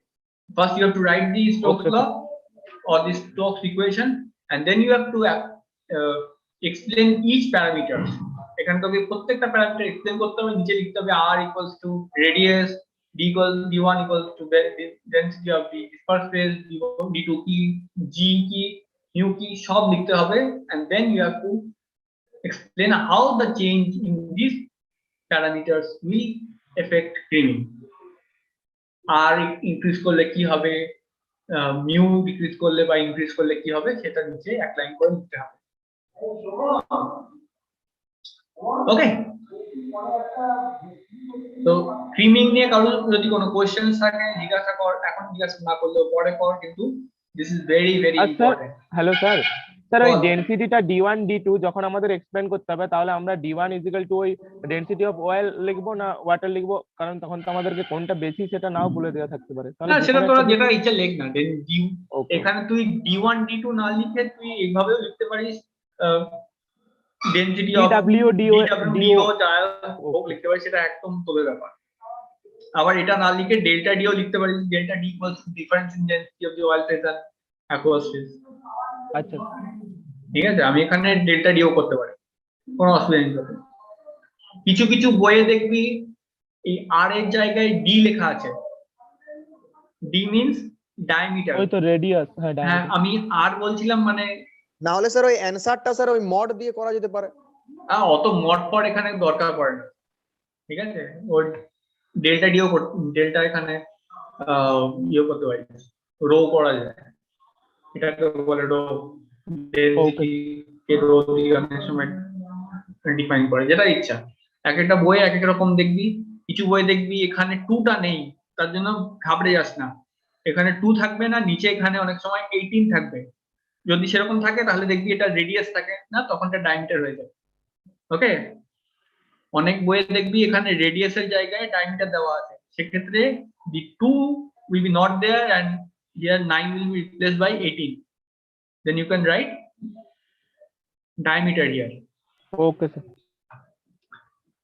আর মনে হয় না এছাড়া আর কারো কোনো সমস্যা হবে, but go through this part very well, একবার না বুঝলেও 3বার পড়বি বুঝবি, কিন্তু এইটা না বুঝলে ইমালশন কিচ্ছু বুঝতে পারবি না। আর please note that emulsion is one of the core chapter of pharmaceutics. Pharmaceutics শুধু ফার্স্ট সেমিস্টারে শুরু হচ্ছে তা নয়, এরপরে প্রত্যেকটা সেমিস্টারে এই ফার্মাসিউটিক্স থাকবে, আর ফার্মাসিউটিক্স এর মধ্যে ইমালশন তোদেরকে আবার একবার নয় 2-3বার পড়তে হবে, এক একবার পড়বি আরো অ্যাডভান্স পড়বি, এরপরে আবার ইন্ডাস্ট্রিয়াল ফার্মাসি ইমালশন পড়বি, একই জিনিস পড়বি, সেখানে ইন্ডাস্ট্রিতে কিভাবে ইমালশন ফর্মেশন হয়, কিভাবে জলকে প্রসেস করা হয়, ঠিক আছে, কিরকম জায়গায় স্টোর করা হয়, কিরকম জায়গায় ম্যানুফ্যাকচার করা হয়, সেসব করতে হবে। বোঝা গেছে? তো ইমালশন যে আজকে পড়লাম না, ছেড়ে দিলাম আবার ভুলে যাবো, সেরকম কিন্তু একদমই নয়। ইমালশন থেকে একটা কোশ্চেন মানে একটা বড় কোশ্চেন 15 মার্কসের কোশ্চেন আসবেই। ওকে, next we move on to cracking. So what is cracking? Cracking is the complete separation of the oil phase and the aqueous phase. Oil phase R aqueous phase পুরোপুরি আলাদা যদি হয়ে যায়, that is called cracking, and this is irreversible. This is a permanent change. Cracking is permanent. Creaming works temporary and reversible, but cracking is irreversible. বোঝা গেছে? একবার cracking যদি হয়ে যায় তাহলে সেটাকে আর কোনোভাবেই রিডিসপার্স বা রিস্টেবিলাইজ করা যাবে না। Now, this is the example of a properly mixed emulsion. এখানে সব ড্রপলেট গুলো ইউনিফর্মলি বা homogeneously spread করা আছে, but after cracking you can see that the dispersed phase and the continuous phase is totally separated. So what are the reasons behind cracking? Cracking কেন হতে পারে? এক তো হচ্ছে যদি আমি ঠিকভাবে ইমালশন প্রিপেয়ার না করি, যেটা আমরা ল্যাবে অনেক সময় ক্র্যাকিং হতে হয়নি অনেকে, তাই তো, অনেকে দেখি ইমালশন ফেজ সেপারেশন প্রায় হয়ে যাচ্ছিল, তারপরে অনেকে আবার গায়ের জোরে সেটাকে ইমালশন বানিয়েছে, ঠিক আছে, সেটা পড়েছে। But cracking also occurs when it is kept in the cell for a long time. Cracking কিন্তু ultimately হয় অনেক সময় শেলফে রেখে দিলে। কেন হয় না, ডিকম্পোজিশন হয়ে যায়। ধর আমরা গাম আকাশিয়া নিয়েছি বা গাম ট্রাকান ইউজ করছি, we are using gum acacia and gum trachan in our practicals, right? And this naturally obtained gum or the polysaccharides are very good food for the microorganism bacteria কিন্তু এইসব গাম একটা খুব প্রিয় খাবার হিসেবে খায়। তো এখানে যে গামটা যেটা দিয়ে আমি এই অয়েল ড্রপলেটটা স্টেবিলাইজ হয়েছিল, সেই গামটাই যদি না থাকে, ফর ব্যাকটেরিয়াল কন্টামিনেশন যদি হয়ে যায়, ব্যাকটেরিয়া ধরে এই গামগুলো খেয়ে নিল, তাহলে কি আর অয়েল ড্রপলেট ফর্ম থাকবে না, তাহলে সে আলাদা হয়ে যাবে, ডিসপার্স ফেজ আলাদা চলে যাবে। So microorganism is one of the major factors that leads to cracking. আর কি হতে পারে? If by chance, এক্সেসিভ অ্যামাউন্টে কন্টিনিউয়াস ফেজটা যদি কোনো টাইম ইন্টারভ্যাল না ছাড়াই যদি আমরা অ্যাড করতে থাকি, মানে কোনোরকম, হ্যাঁ সেটা তো টাইম ইন্টারভ্যাল ছাড়া অ্যাড করতে পারিস না, কিন্তু আমরা হাতে করছিলাম বলে একটা টাইম নিচ্ছিলাম। যদি আমি মেশিনে নিই তাহলে তো টাইম ভাঙার ব্যাপার থাকবে না, তখন আমার মেকানিক্যাল ফোর্সটা এত হাই থাকবে যে তোর ওই 10 সেকেন্ড ইন্টারভেল দেওয়ার দরকার পড়বে। আমরা জিনিসটা বোঝার চেষ্টা কর, তুই এক ফোঁটা জল তেলের মধ্যে দিচ্ছিস, সেটা ফোঁটাটা ফোঁটা হিসাবেই থাকছে। তারপর তুই যখন গায়ে জোর অ্যাপ্লাই করছিস, স্টার্টিং করছিস, তখন সেই ফোঁটাটা ভেঙে অনেক স্মল টাইনি ড্রপলেট ফর্ম হচ্ছে। দেন আরো 10 সেকেন্ড তুই ওইভাবে যখন সেটাকে স্টার করে যাচ্ছিস, সেই ড্রপলেটস গুলো ইউনিফর্মলি ডিসপার্স হচ্ছে জলের মধ্যে। চোখ বন্ধ কর আর জিনিসটা ইমাজিন করার চেষ্টা কর। ঠিক আছে, এক ফোঁটা জল পড়ছে, তুই ফোর্স অ্যাপ্লাই করছিস, সেই ফোঁটাটা ভেঙে অনেক ছোট ছোট ড্রপলেটস ফর্ম করছে, and these droplets are dispersing uniformly inside the that gamma cassia oil mixture. তাই তো? আমি 10 সেকেন্ড ধরে ফোর্স অ্যাপ্লাই করছি, যদি ফোর্স অ্যাপ্লাই না করি তাহলে কি হবে, সেই মিক্সিংটা হবে না, সেই ড্রপলেট গুলো ছড়াবে, ডিসপার্স হবে না। সেই অয়েল ড্রপলেট ডিসপার্স হওয়ার আগেই তুই আরেক ফোঁটা যদি ফেলে দিস, মানে আরেক ফোঁটা জল তার মধ্যে ইন্ট্রোডিউস করিস, তাহলে কি হবে, ছোট ড্রপলেটস গুলোর সাথে বড় ড্রপলেটস লেগে আরো বড় ড্রপলেট ফর্ম হয়ে যাবে। তাহলে আলটিমেটলি কি হবে না, ফেজ সেপারেশন হয়ে যেতে পারে। So we are taking that time, that 10 seconds interval or 20 seconds interval to spread or to disperse that fine droplets throughout the motor. ঠিক আছে, মোটরে যে কন্টেন্টটা আছে তার মধ্যে ড্রপলেটটাকে আমি ছড়ানোর জন্য 10 সেকেন্ড টাইম নিচ্ছি, গায়ের জোর নিচ্ছি প্লাস 10 সেকেন্ড টাইম নিচ্ছি।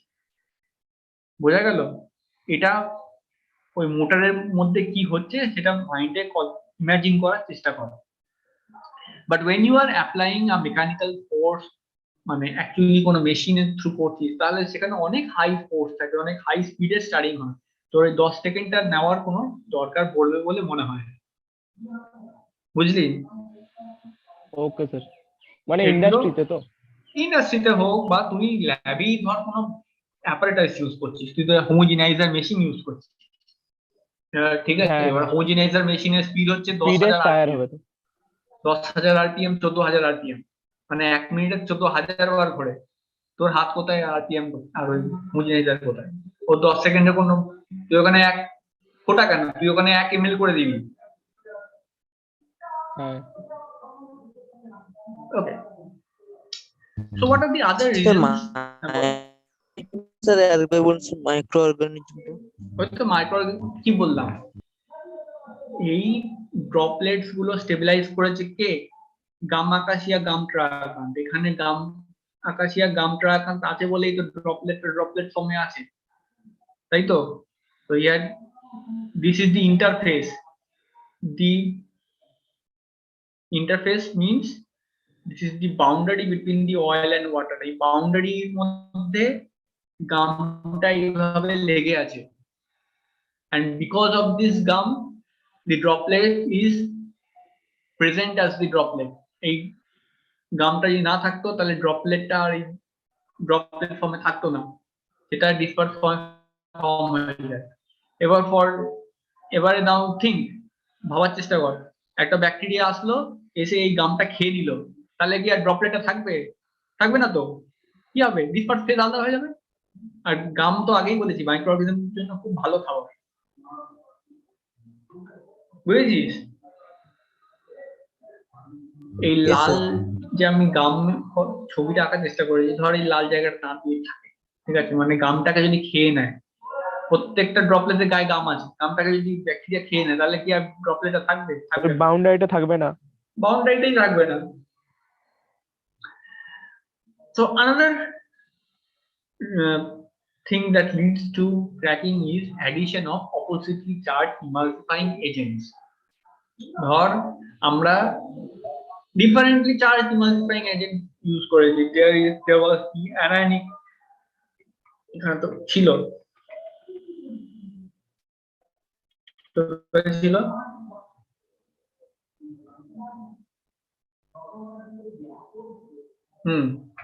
এখানে আমরা different kinds of emulsifying agent use করছি।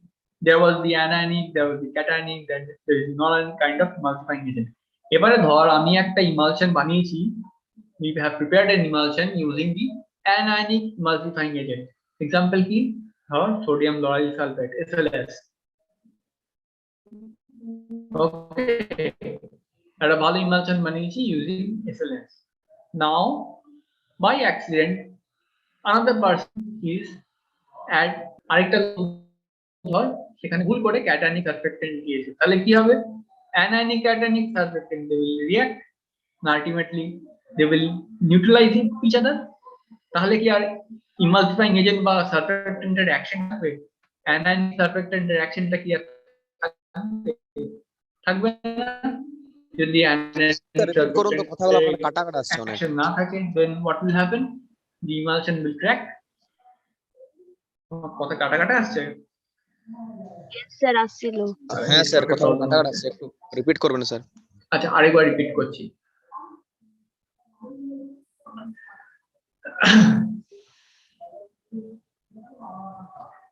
আমি বলছিলাম যে suppose we are preparing an emulsion using an anionic surfactant. একটা ইমালশন বানিয়েছি কি দিয়ে? অ্যানায়নিক সারফেক্টেন্ট দিয়ে। এবার হয়তো অন্য একটা লোক, সে জানে না, সে তার মধ্যে ভুল করে অ্যাক্সিডেন্টালি ক্যাটায়নিক সারফেক্টেন্ট বা ক্যাটায়নিক কোনো কম্পাউন্ড দিয়ে দিয়েছে। তাহলে কি হবে? The action of the anionic surfactant will get neutralized. Anionic surfactant এর যে অ্যাকশন ছিল, যার জন্য ইমালশনটা তৈরি হয়েছে, ঠিক আছে, সেটা নিউট্রালাইজ হয়ে যাবে, তাই তো? তাই if you add oppositely charged emulsifying agent, the emulsion will crack. যদি ক্যাটায়নিক সারফেক্টেন্ট দিয়ে আমি কোনো ইমালশন বানিয়ে থাকি, তার মধ্যে যদি কোনো অ্যানায়নিক সারফেক্টেন্ট দিয়ে দিই, দুটোই হয়তো সারফেক্টেন্ট, দুটোই ইমালসিফাইং এজেন্ট। ওকে, দুটোই, একটা ইমালসিফাইং এজেন্ট পজিটিভ চার্জ আর একটা ইমালসিফাইং এজেন্ট নেগেটিভ চার্জ। তাহলে কি হবে? নিজেদের মধ্যে রিঅ্যাক্ট করে নিউট্রালাইজ হয়ে যাবে। তাহলে আলটিমেটলি ইমালসিফাইং এজেন্টের কোনো কাজ হবে না, নিউট্রালাইজ হয়ে যাবে, তাদের কোনো অ্যাকশন থাকে। ওকে, shoot this it 2 or 3 minutes. Okay, আমি জাস্ট ছেড়ে দেবো। Okay, so another thing is, if you add a common solvent মানে কি? একটা ইমালশনের দু রকম সলভেন্ট আছে, দু রকম ফেজ আছে, one is the oil phase, another is the water phase, and if you add a solvent in which both oil and water is soluble, কিছু এমন একটা জিনিস অ্যাড করলাম যার মধ্যে অয়েলও সলিউবল, ওয়াটারও সলিউবল, তাহলে কি আর ইমালশনটা ইমালশন থাকবে? থাকবে না। ফর এক্সাম্পল অ্যালকোহল, কিছু অ্যালকোহলের মধ্যে অয়েলও সলিউবল হয়, আবার ওয়াটারও সলিউবল হয়, তো that will disrupt this boundary, এই বাউন্ডারিটাই আর থাকবে না। এখানে যদি অ্যালকোহল ঢুকে যায়, তাহলে কিন্তু জল আর তেলের মধ্যে যে বাউন্ডারি, যে interface, it will cease to exist. Okay, তাহলে কিন্তু কি হবে না, ইমালশনটা ইমালশন থাকবে না। বোঝা গেছে? Another point is, the last point is changing temperature. Sometimes high temperature, these kinds of things may lead to cracking. বেশি টেম্পারেচার থাকলে বা অনেক সময় যদি আমি ইমালশনকে ফ্রিজ করে দিই, একদম ঠান্ডা বরফ করে দিই, তাহলে কিন্তু ইমালশনটা ইমালশন থাকবে না, they will crack. Okay, and last problem of the emulsion that we encounter is the phase inversion. Now what is phase inversion? এটা আমি ছোট্ট করে বলে দিচ্ছি, বেশি সময় নেব না। phase inversion means just change in the W/O kind of emulsion to O/W kind of emulsion, or vice versa. একটা ইমালশনের টাইপ ধর O/W, সেটা চেঞ্জ হয়ে গেল W/O তে, বা W/O টা O/W। So these kind of things is called phase inversion. কেন হয়? Due to addition of electrolyte. যদি আমি কোন রকম electrolyte means compounds having some positive charge or negative charge, তাই তো? এটা ওয়াটারের মধ্যে পড়লে either নেগেটিভ বা পজিটিভ চার্জ, ধর কোনো সল্ট অ্যাড করলে কি হয় না, ফেজ ইনভার্সন হয়ে যায়, বা টেম্পারেচার চেঞ্জ করলে, বা অনেক সময় যদি আমি ইমালসিফাইং এজেন্টটা চেঞ্জ করে দিই, ধর একটা W/O কাইন্ড অফ ইমালশন বানানোর জন্য যে ইমালসিফাইং এজেন্ট লাগে, আমি করলাম একটা O/W ইমালসিফাইং এজেন্ট দিয়ে দিলাম। These things cause phase inversion. ওকে, এটা সবথেকে ছোট, সবথেকে simple. Just remember phase inversion মানেটা কি? চেঞ্জ ইন দি ফেজ, ঠিক আছে? O/W থেকে W/O, এটাকে বলে phase inversion. ওকে, তো কারোর কোনো কোশ্চেনস আছে? Please ask. স্যার আমরা যে স্যার? ইমালশনটা বানিয়েছিলাম সেটা তো ফেজ ইনভার্সন হয়েছিল। সেটা তো আমাদের প্রিপারেশনের সময় আমরা অয়েলটা আগে নিয়েছিলাম, তারপর আস্তে আস্তে ওয়াটারটা দিয়েছিলাম, ওটাকে ফেজ ইনভার্সন বলে না।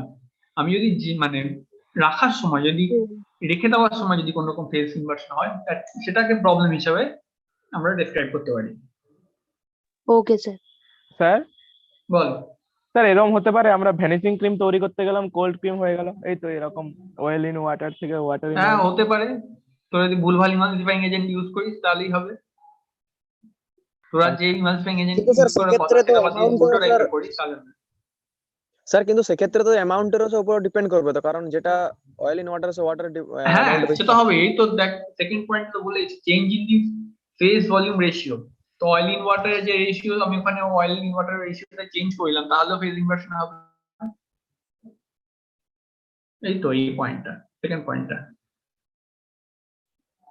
হ্যাঁ কন্টিনিউয়াস ফেজটা যদি হ্যাঁ বেশি স্যার হয়ে যায় বুঝতে তাহলে তো হ্যাঁ এটা কন্টিনিউয়াস ফেজটা oil যদি আমি থেকে কম water। দিয়ে দিই তাহলে ওটা হ্যাঁ কম বেশি অন্যরকম হয়ে গেলে change হয়ে অন্যরকম যাবে। ইমালশন হয়ে যাবে। ওকে, আর কারোর যদি কোনো কোশ্চেন থাকে আমাকে জিজ্ঞাসা করিস, হোয়াটসঅ্যাপ করিস, অসুবিধা নেই। যতদিন না কলেজ খুলছে এভাবে চলবে।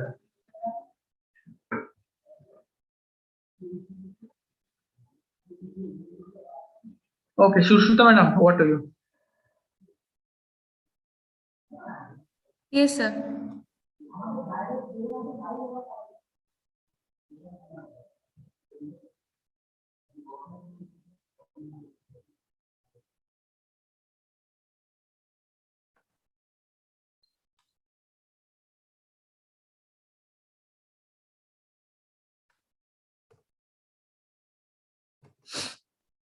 Good afternoon, students. Good afternoon Good ma'am. afternoon, ma'am. Good afternoon, ma'am. Happy New Year to all of Happy New you. Year, ma'am. Happy New Year ma'am. Happy New Year, ma'am. Happy New Year, ma'am. So again, we are back with online classes. আবার একই রকম শুরু হলো। তো last class যখন হয়েছিল, we have completed up to the composition of blood. তাই তো? Yes ma'am. Yes, ma'am.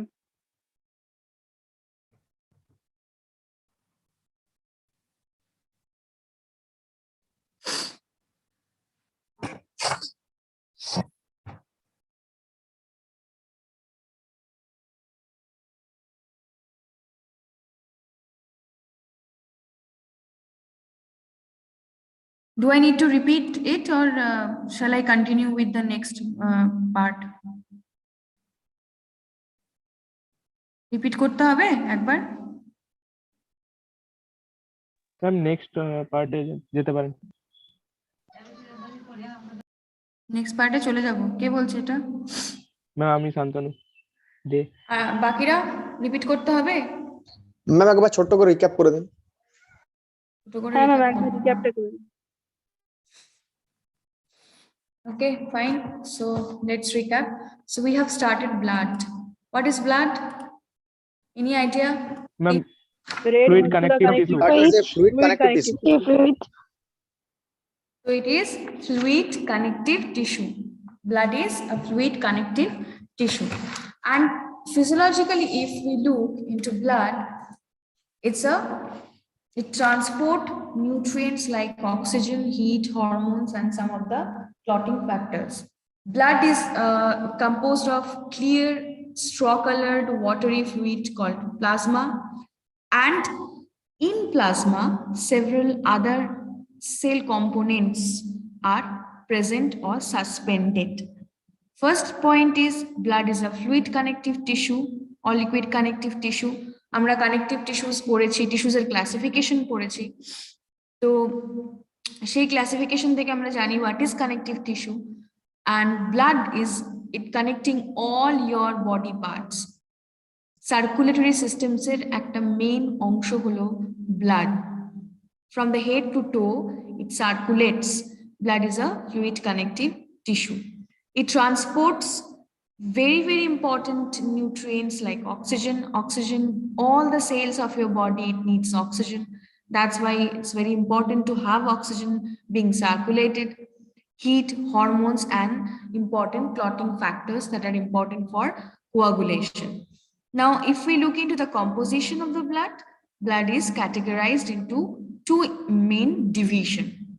One is the clear straw-like colored watery fluid that is called as plasma, and second one is the formed element. You can see here formed element. Formed element is nothing but the other cellular solid components that are present in the cell. Okay, so in detail we have to understand about the plasma and other formed element. In a total blood, একটা blood total যে volume থাকে তার মধ্যে 55% is the plasma. Plasma consists of 55% of your total blood volume. তাহলে remaining কত থাকলো? 45. 45 is the 45% formed other element ওই formed element yes, other formed element are 45%. তাহলে 55% plasma আর 45% হচ্ছে other elements. Now, one more important thing regarding the blood cell and plasma is we can separate. I think all of you know that we can separate our blood and plasma.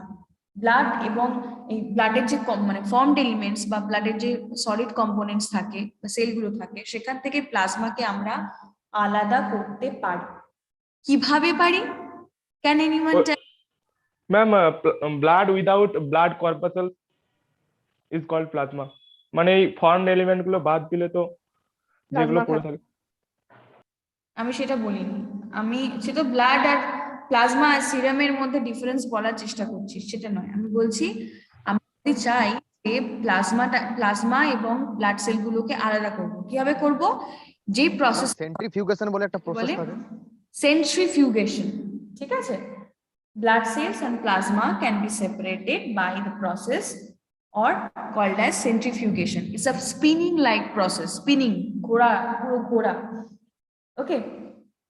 এবার আরো একটা important তথ্য regarding blood is blood makes up to 7% of your total body weight. ঠিক আছে? তো একটা healthy human being ধর 70 to 72 kilogram ওয়েটের, সেই মানুষটার ক্ষেত্রে জেনারেলি 5.6 to 6 লিটার ব্লাড থাকে। 7% of total body weight comprises by the blood. ঠিক আছে? নেক্সট এবার আমি ডিটেলসে যাব। What is plasma? প্লাজমাটা আমরা দেখব। খুব ইন্টারেস্টিংলি দেখা যায় যে প্লাজমার মধ্যে 90% এর above, 90 to 95% is water. Okay, the constituent of plasma, main constituent of plasma are the water.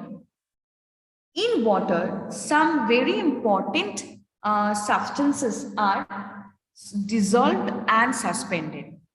এই যে ওয়াটার কি কন্টেন্টটা বললাম 90 থেকে 95%, এর মধ্যে বিভিন্ন রকম এলিমেন্টস সাসপেন্ডেড বা ডিসলভড অবস্থায় থাকে। What are that substances? Like some of the plasma protein, some of the waste material from any kind of cellular metabolism, some of the hormones, amino acid, nutrients, electrolyte, gases, okay? And among this all kind of element, the most important are the plasma proteins. What are the plasma proteins that are present in the plasma? Albumin, globulin, and fibrinogen, like clotting factors. Now we have to understand in detail what is the function of this main component of plasma. Plasma main je component seta holo protein, albumin, globulin, fibrinogen, era hocche main component. Kintu eder kajta ki seta khub details e amader jante hobe. Let's start with the general information regarding the plasma protein, which make up to 7% of total plasma. Plasmar je volume, that 7% hoche plasma protein, and it's very, very important. We all know that blood is circulating. Blood এর motion আছে, circulate করে, এবং এই যে circulating plasma fluid, এই যে সার্কুলেশনে যে থাকছে সেটার জন্য খুব ইম্পর্টেন্ট একটা ক্যারেক্টারিস্টিক্স হলো তার osmotic pressure. Due to this osmotic pressure blood is circulating, due to the osmotic pressure blood is circulating, and this osmotic pressure exerted by the function of the protein. Plasma protein এর জন্যই এই osmotic pressure টা ব্লাডে থাকে and the circulation is going on. ঠিক আছে, তো main কাজটা আমরা বুঝতেই পারলাম। এবং the viscosity or the thickness of the plasma, the viscosity or the thickness of the plasma is also due to the presence of this plasma protein. So the two main important functions exerted by the plasma protein, one is maintenance of the osmotic pressure, second one is the maintenance of the thickness of the plasma. Okay, first is the albumin. Albumin is most important and abundant plasma protein. Okay, and the main function of the albumin is to maintain the osmotic pressure. It is the albumin which maintains or regulates the osmotic pressure in it. Albumin also acts as a carrier molecule. কি career, কিসের কাকে carry করে নিয়ে যায় career molecule মানে which carries, কি carry করে, ওরা কিছু ড্রাগস, কিছু হরমোনস, কিছু ফ্যাটি অ্যাসিড, অ্যামাইনো অ্যাসিড এগুলোকে ক্যারি করতে পারে। তাহলে অ্যালবুমিনের দুটো কাজ দেখলাম। The main কাজ, the main function is the maintenance of osmotic pressure. Second one is the carrying of some important substance like fatty acid, some of the steroid hormones, some of the amino acid, okay, some of the drugs. So when we take drugs for any kind of disease or any kind of illness, so the drugs also gets distributed by the help of this albumin protein. ঠিক আছে, next আসি আমি globulin. গ্লোবিউলিনটা কি? গ্লোবিউলিনের খুব important function আছে in immunity. Globulin is having very important function in immunity. Why? Because some of the globulins called as immunoglobulins are there, which are very important and complex kind of protein produced by your white blood cell, ঠিক আছে? কোন white blood cell তৈরি করে? Lymphocyte. লিম্ফোসাইটের দ্বারা এই ধরনের প্রোটিনগুলোর উৎপত্তি হয়, and that plays very crucial role in maintenance or regulation of immunity. And this kind of immunoglobulin also called as antibody. Okay, it also acts as antibody. Antibodyটা কি জিনিস কেউ জানো? ওই তো ফরেন সাবস্টেন্সের বিরুদ্ধে, অ্যান্টিজেনের বিরুদ্ধে প্রতিরোধ ইয়ে করে। Antibody foreign invading molecules which show some special response on entering the body. Antibody হচ্ছে কি করে, যখন বাইরে থেকে কোনো ফরেন মলিকিউল বা কোনো foreign substance which called as antigen when try to enter or when entered into your body, they interact with some certain substance called as antibody. যেই অ্যান্টিজেন ভেতরে ঢুকলো, শরীর নিজে থেকে ওই অ্যান্টিজেনটার বিরুদ্ধে প্রতিরোধ ক্ষমতা তৈরি করার জন্য বা ডিফেন্স ঘটানোর জন্য যেই সাবস্টেন্সটা বডিতে তৈরি করে সেটাকে বলা হয়ে থাকে antibody. So immunoglobulins also acts as antibody. They are produced by the white blood cell called as lymphocyte, and they play very crucial role in the maintenance of your immune system or immunity. Next important function exerted by globulin is transportation of some hormone. Hormone transportation করে, কিছু salts transportation করে থাকে. And the last important function is the inhibition of some enzyme. Okay, inhibition of some enzyme in some specific physiological function. Last one is the fibrinogen or the or we can say that clotting factors. What is the function of clotting factors? We all know that it helps in the process of coagulation of blood. ব্লাডের coagulation রক্ত তঞ্চন ক্রিয়াতে সাহায্য করে থাকে clotting factors. The most important and abundant clotting factors that are found is called as fibrinogen. Now here, one most important differentiation is there. One is the differentiation between the serum and plasma. Do you know what is the difference between serum and plasma? Ma'am, serum is plasma without the clotting factors and plasma has clotting factors. Good. Serum e clotting factors thake na, plasma te clotting factors thake. Serum is a form of the plasma which are not having the clotting factors, and plasma is having the clotting factor. Tale serum e clotting factor thake na, plasma te clotting factor thake. Next important thing is the electrolyte. Electrolytes, we all know electrolytes are bhishon profound function and maintenance of the fluid balance, alkalinity, or maintenance of the pH of the blood. Electrolytes function tototai important. Also, because electrolytes functions mainly in the maintenance of the iron level or amount of iron. Which iron? Sodium, calcium. Calcium is essential for muscle contraction. Sodium is essential. Sodium chloride is essential for maintenance of the pH of the blood, maintenance of the fluid volume of the blood. Okay. So the total buffer system of the blood is maintained by the electrolyte, and that electrolytes are dissolved or suspended in plasma. Other nutrients like glucose, amino acid, glycerols, eglo thake. Waste product, what are the waste product? Urea, creatine, uric acid, এই সমস্ত waste product গুলোকে plasma carry করে. Some of the hormones, এই hormones গুলো blooded through transport হয়ে থাকে. Gases, the main gases which are being transported is called as the oxygen. Oxygen mainly carry over হয়, এবং we all know that আমাদের শরীরের সমস্ত রকম সেল সবারই কিন্তু কম বেশি অক্সিজেন দরকার হয়. So these are the components of the plasma, function and components of the plasma. Next, we will consider formed element or the blood cells.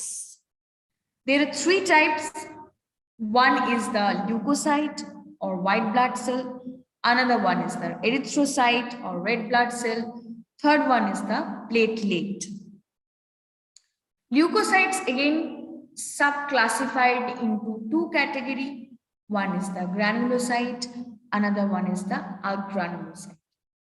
The examples of granulocytes are neutrophil, basophil, eosinophil. And the examples of agranulocytes are lymphocyte and monocyte. Why it is called agranulocyte and granulocyte? Keno bola hoy erokom namta keno? Granulocytes do not have granules in them. One by one, please. Granules are not present in the granulocytes, so it is called. Ma'am ওই যেটা granulocyte সেটা ওইটাতে দানা দানা আকৃতি থাকে ওগুলো সেজন্য গ্র্যানুলোসাইট, গ্র্যানিউল থাকে, আর এটাতে এক গ্র্যানুলোসাইটে গ্র্যানিউল থাকে না। ওকে, অন্বেষা কি বলছিলিস?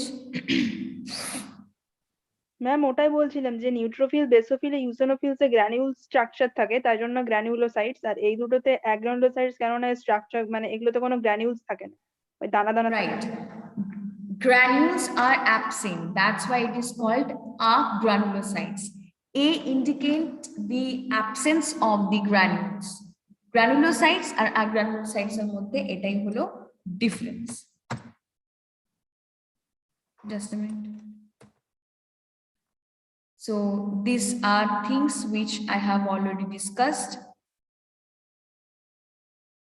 দেখে নাও একবার।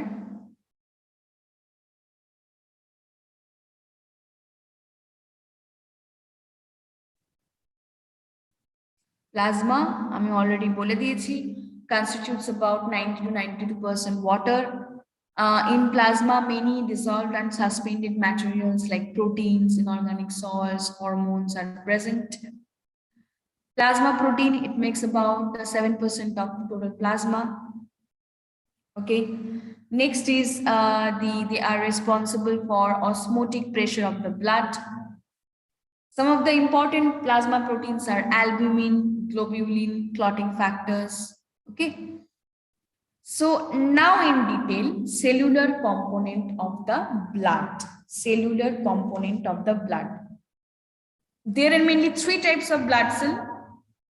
As we have already seen, these blood cells are synthesized mainly in the red bone marrow. Red bone marrow te ei blood cells gulo synthesized hoye thake. Yes, some of the exceptions are there. Some of the lymphocytes, ঠিক আছে, some of the lymphocytes additionally, apart from synthesized from the red bone marrow, they are also produced in lymphoid tissue. ঠিক আছে, কিছু lymphocyte lymphoid tissue থেকেও উৎপত্তি হয়ে থাকে। Now in the bone marrow, one very important and extraordinary cell called as pluripotent cell is present. সেই pluripotent cell থেকে সমস্ত রকম blood cells গুলো production হয়ে থাকে। pluripotent stem cell, pluripotent stem cell। কেন এটা pluripotent stem cell বলছে? কারণ এই sell the cell is capable of developing into one of a number of cell type. Okay, এই সেল থেকে অনেক রকমের সেল তৈরি হতে পারে। Now the total process of the blood cell formation is a step by step process. Ma'am এটা কি human বডিতে থাকে এই সেলগুলো? বলো ম্যাম এই সেলগুলো কি হিউম্যান বডিতে থাকে, প্লুরিপোটেন্ট সেলগুলো? হ্যাঁ, রেড বোন ম্যারোটা কোথায় আছে? হিউম্যান বডিতে তো আছে। হ্যাঁ হ্যাঁ। The process of formation of blood cell is called as the hemopoiesis. Hemopoiesis is a step-by-step process by which blood cells can formed. Okay. Now, one by one, we will discuss 3 types of cell. First one is the erythrocyte. First one is the erythrocyte. Just a minute.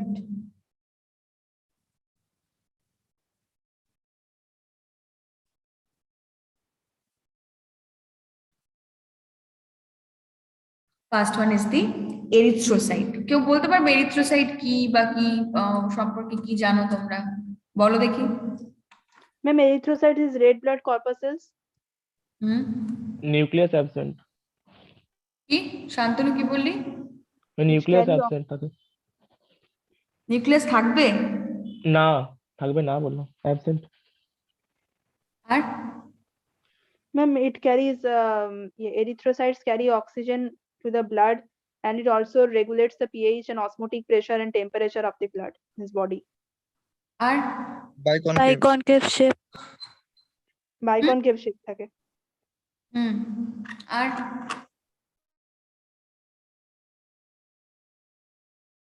আর কেউ বলবে না? এই কজন? Ma'am বোন ম্যারোতে তৈরি হয় mainly. কি? Bone marrow থেকে তৈরি হয় মেনলি। এটা আমি বলেছি।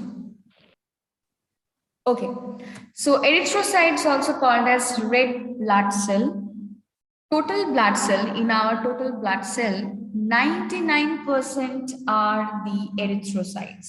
Very, very important one.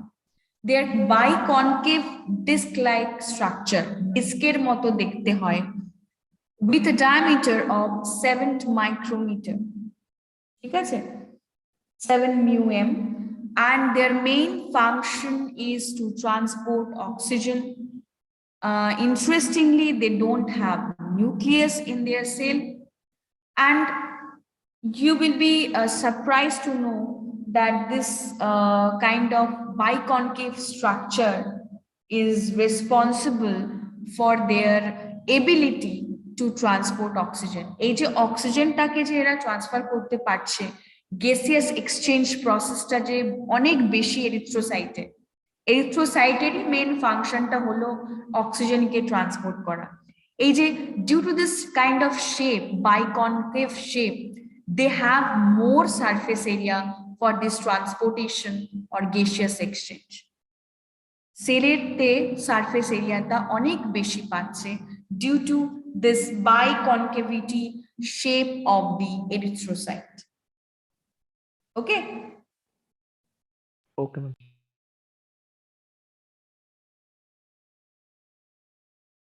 Next, sorry,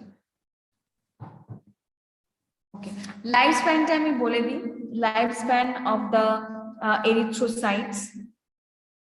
We all know that erythrocytes don't have nucleus in them, they cannot divide.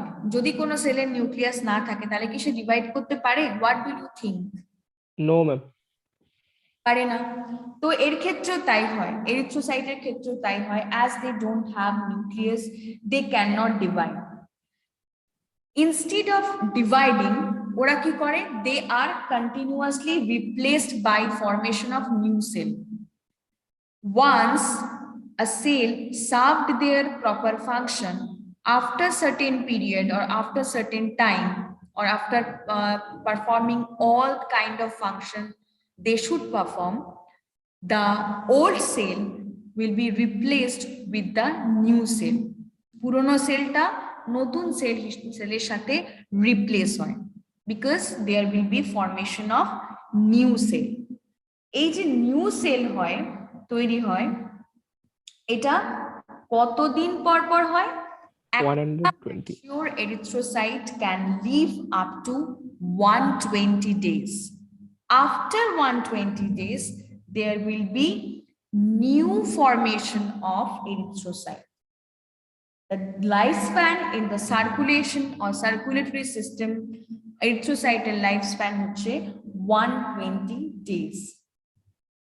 There are approximately 30 trillion red cells in our body present, and দেখা যায় যে the process of development of red blood cell, new red blood cell, এই যে তৈরি হচ্ছে 120 দিন পর যে আবার নতুন করে একটা সেল তৈরি হয়, that process will be termed as erythropoiesis. Erythropoiesis, process of development of new red blood cell. And this whole process will be taking 7 long days. 7 দিন সময় লাগে এই এরিথ্রোপোয়েসিসটা হতে। এখানটা আমি বাকি রেখেছি, লিখিনি, because I will just only add lifespan here. After that I will describe the process of erythrocyte, the life cycle of erythrocyte, এটাকে আমি ডিসকাস করব। ঠিক আছে, তাহলে 120 ডেজ পরে আবার নতুন করে এরিথ্রোসাইটের উৎপত্তি হয়, দ্যাট উইল টেক 7 ডেজ। এই প্রসেসটাকে বলা হয়ে থাকে, কি বলছো? ফরমেশন অফ এরিথ্রোসাইটের প্রসেসটার নাম কি বলেন? এরিথ্রোপোয়েসিস। এরিথ্রোপোয়েসিস লিখে দিচ্ছি, দাঁড়াও।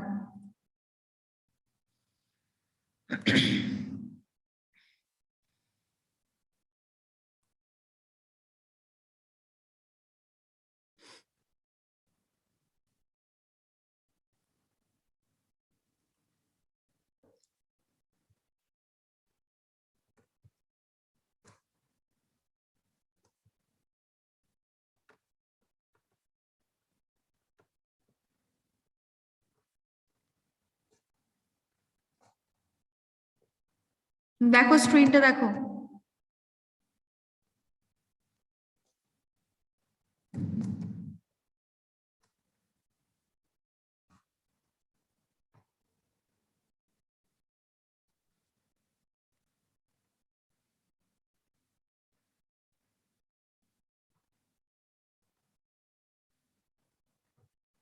ঠিক আছে, এরিথ্রোপোয়েসিস বলা হয়ে থাকে এই প্রসেসটাকে। ইট টেকস 7 days. ওকে, এটা একটা প্রসেস আছে, step by step process, various মানে স্টেজেস এর পার করে তারপরে এই প্রসেসটা কমপ্লিট হয়। তো এটা আমি নেক্সট দিন ডিসকাস করব, আজকে এই অবধি থাকবে। I have some official work to do, আমি সেটাও করতে হবে আমাকে, সে কারণে আমি একটু তাড়াতাড়ি ছেড়ে দিলাম 10 মিনিট আগে, ঠিক আছে? Thank you ma'am. Thank you ma'am. Thank you ma'am. এরপরে কার ক্লাস আছে? ম্যাথস। হ্যাঁ ম্যাম অপর্ণা ম্যাডামের। Remedial math. Remedial math.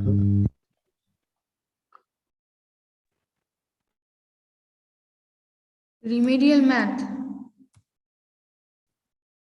হ্যাঁ ম্যাম। ফাইন। ওকে, আমি একটু আগে ছেড়ে দিলাম তোমাদের, নেক্সট ডে আমি কন্টিনিউ করব উইথ দ্য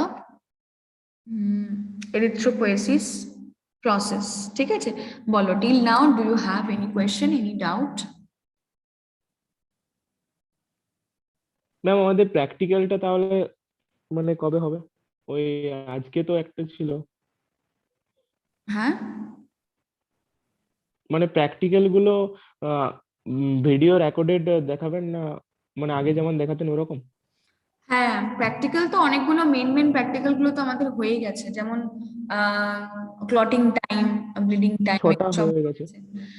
কোন গ্রুপটার জন্য ব্লাড গ্রুপিং হয়েছিল? Group D ma'am. ম্যাম আমাদের হয়েছিল গ্রুপ ডি। না আমাদেরও তো হয়ে গেছে, group E also. Ma'am group A. A আর ডি দুটোই হয়ে গেছে। মানে আমার আন্ডারে গ্রুপ সি আর ডি গ্রুপ আর ডি হয়েছিল? আমাদের হয়নি, গ্রুপ সি হয়নি, গ্রুপ ডি। গ্রুপ সি হয়নি। গ্রুপ ডি হয়েছিল না গ্রুপ সি হয়েছিল? Group group D. ডি হয়েছিল। ডি হয়েছিল ম্যাম, আমাদের group D। গ্রুপটা, আমাদেরটা। আচ্ছা, গ্রুপ ডি হয়েছিল। গ্রুপ সি এর প্র্যাকটিক্যালটা হয়নি, blood grouping. It was very interesting practical, সবাই করেছিল, সবার রেজাল্ট খুব ভালো এসেছিল। আমরা ভেবেছিলাম যে নেক্সট ডে করব, কিন্তু আর তো হলোই না, সব তো বন্ধ হয়ে গেল। যাই হোক, কিছু করার নেই। ব্লাড গ্রুপিং এর যে প্র্যাকটিক্যালটা অলরেডি হয়েছে, যে গ্রুপের হয়নি, সেটা আমি একবার স্যারের সাথে কথা বলে নেব। এখন তো একটাই হয়ে গেল পুরো কম্বাইন ভাবে। তো যেই প্র্যাকটিক্যাল গুলো বাকি আছে সেই প্র্যাকটিক্যাল গুলো নিজেরা পারফর্ম করে we will try our best যেন তোমাদের বুঝতে প্র্যাকটিক্যাল সুবিধে হয় সেরকম ভাবেই দেওয়ার চেষ্টা করব। সেগুলো অনলাইন আপডেট হবে, ঠিক আছে? অনলাইন আপলোড করা হবে। আর যেই জিনিসগুলো আমি লিখতে দিয়েছিলাম, যে প্র্যাকটিক্যালস গুলো আমি লিখতে দিয়েছিলাম, এটা হয়ে গেছে, হয়ে গেছে। হ্যাঁ, লিখে প্রপারলি রাখবে। যখন সাবমিশনের সময় আসবে তখন যদি ভুলে যায় বা দেখা যাক, লেটস সি কি হয়, কিরকম কি কন্ডিশন থাকে, সেই অ্যাকর্ডিংসে আমরা চলবো, ঠিক আছে? ওকে ঠিক আছে ম্যাম। আপাতত প্র্যাকটিক্যাল আপলোড হবে এবং ইয়েস অবভিয়াসলি আমি প্র্যাকটিক্যাল এর ডাউট, মানে প্র্যাকটিক্যালের থিওরি রিলেটেড যা যা কনসেপ্ট থাকবে সেগুলো সব ডাউট গুলোই ক্লিয়ার করবো।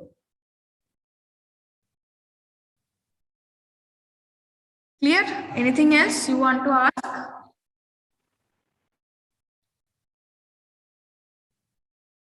No ma'am. Okay. Okay, তাহলে আমি এন্ড করে দিচ্ছি। Soumen sir, are you there?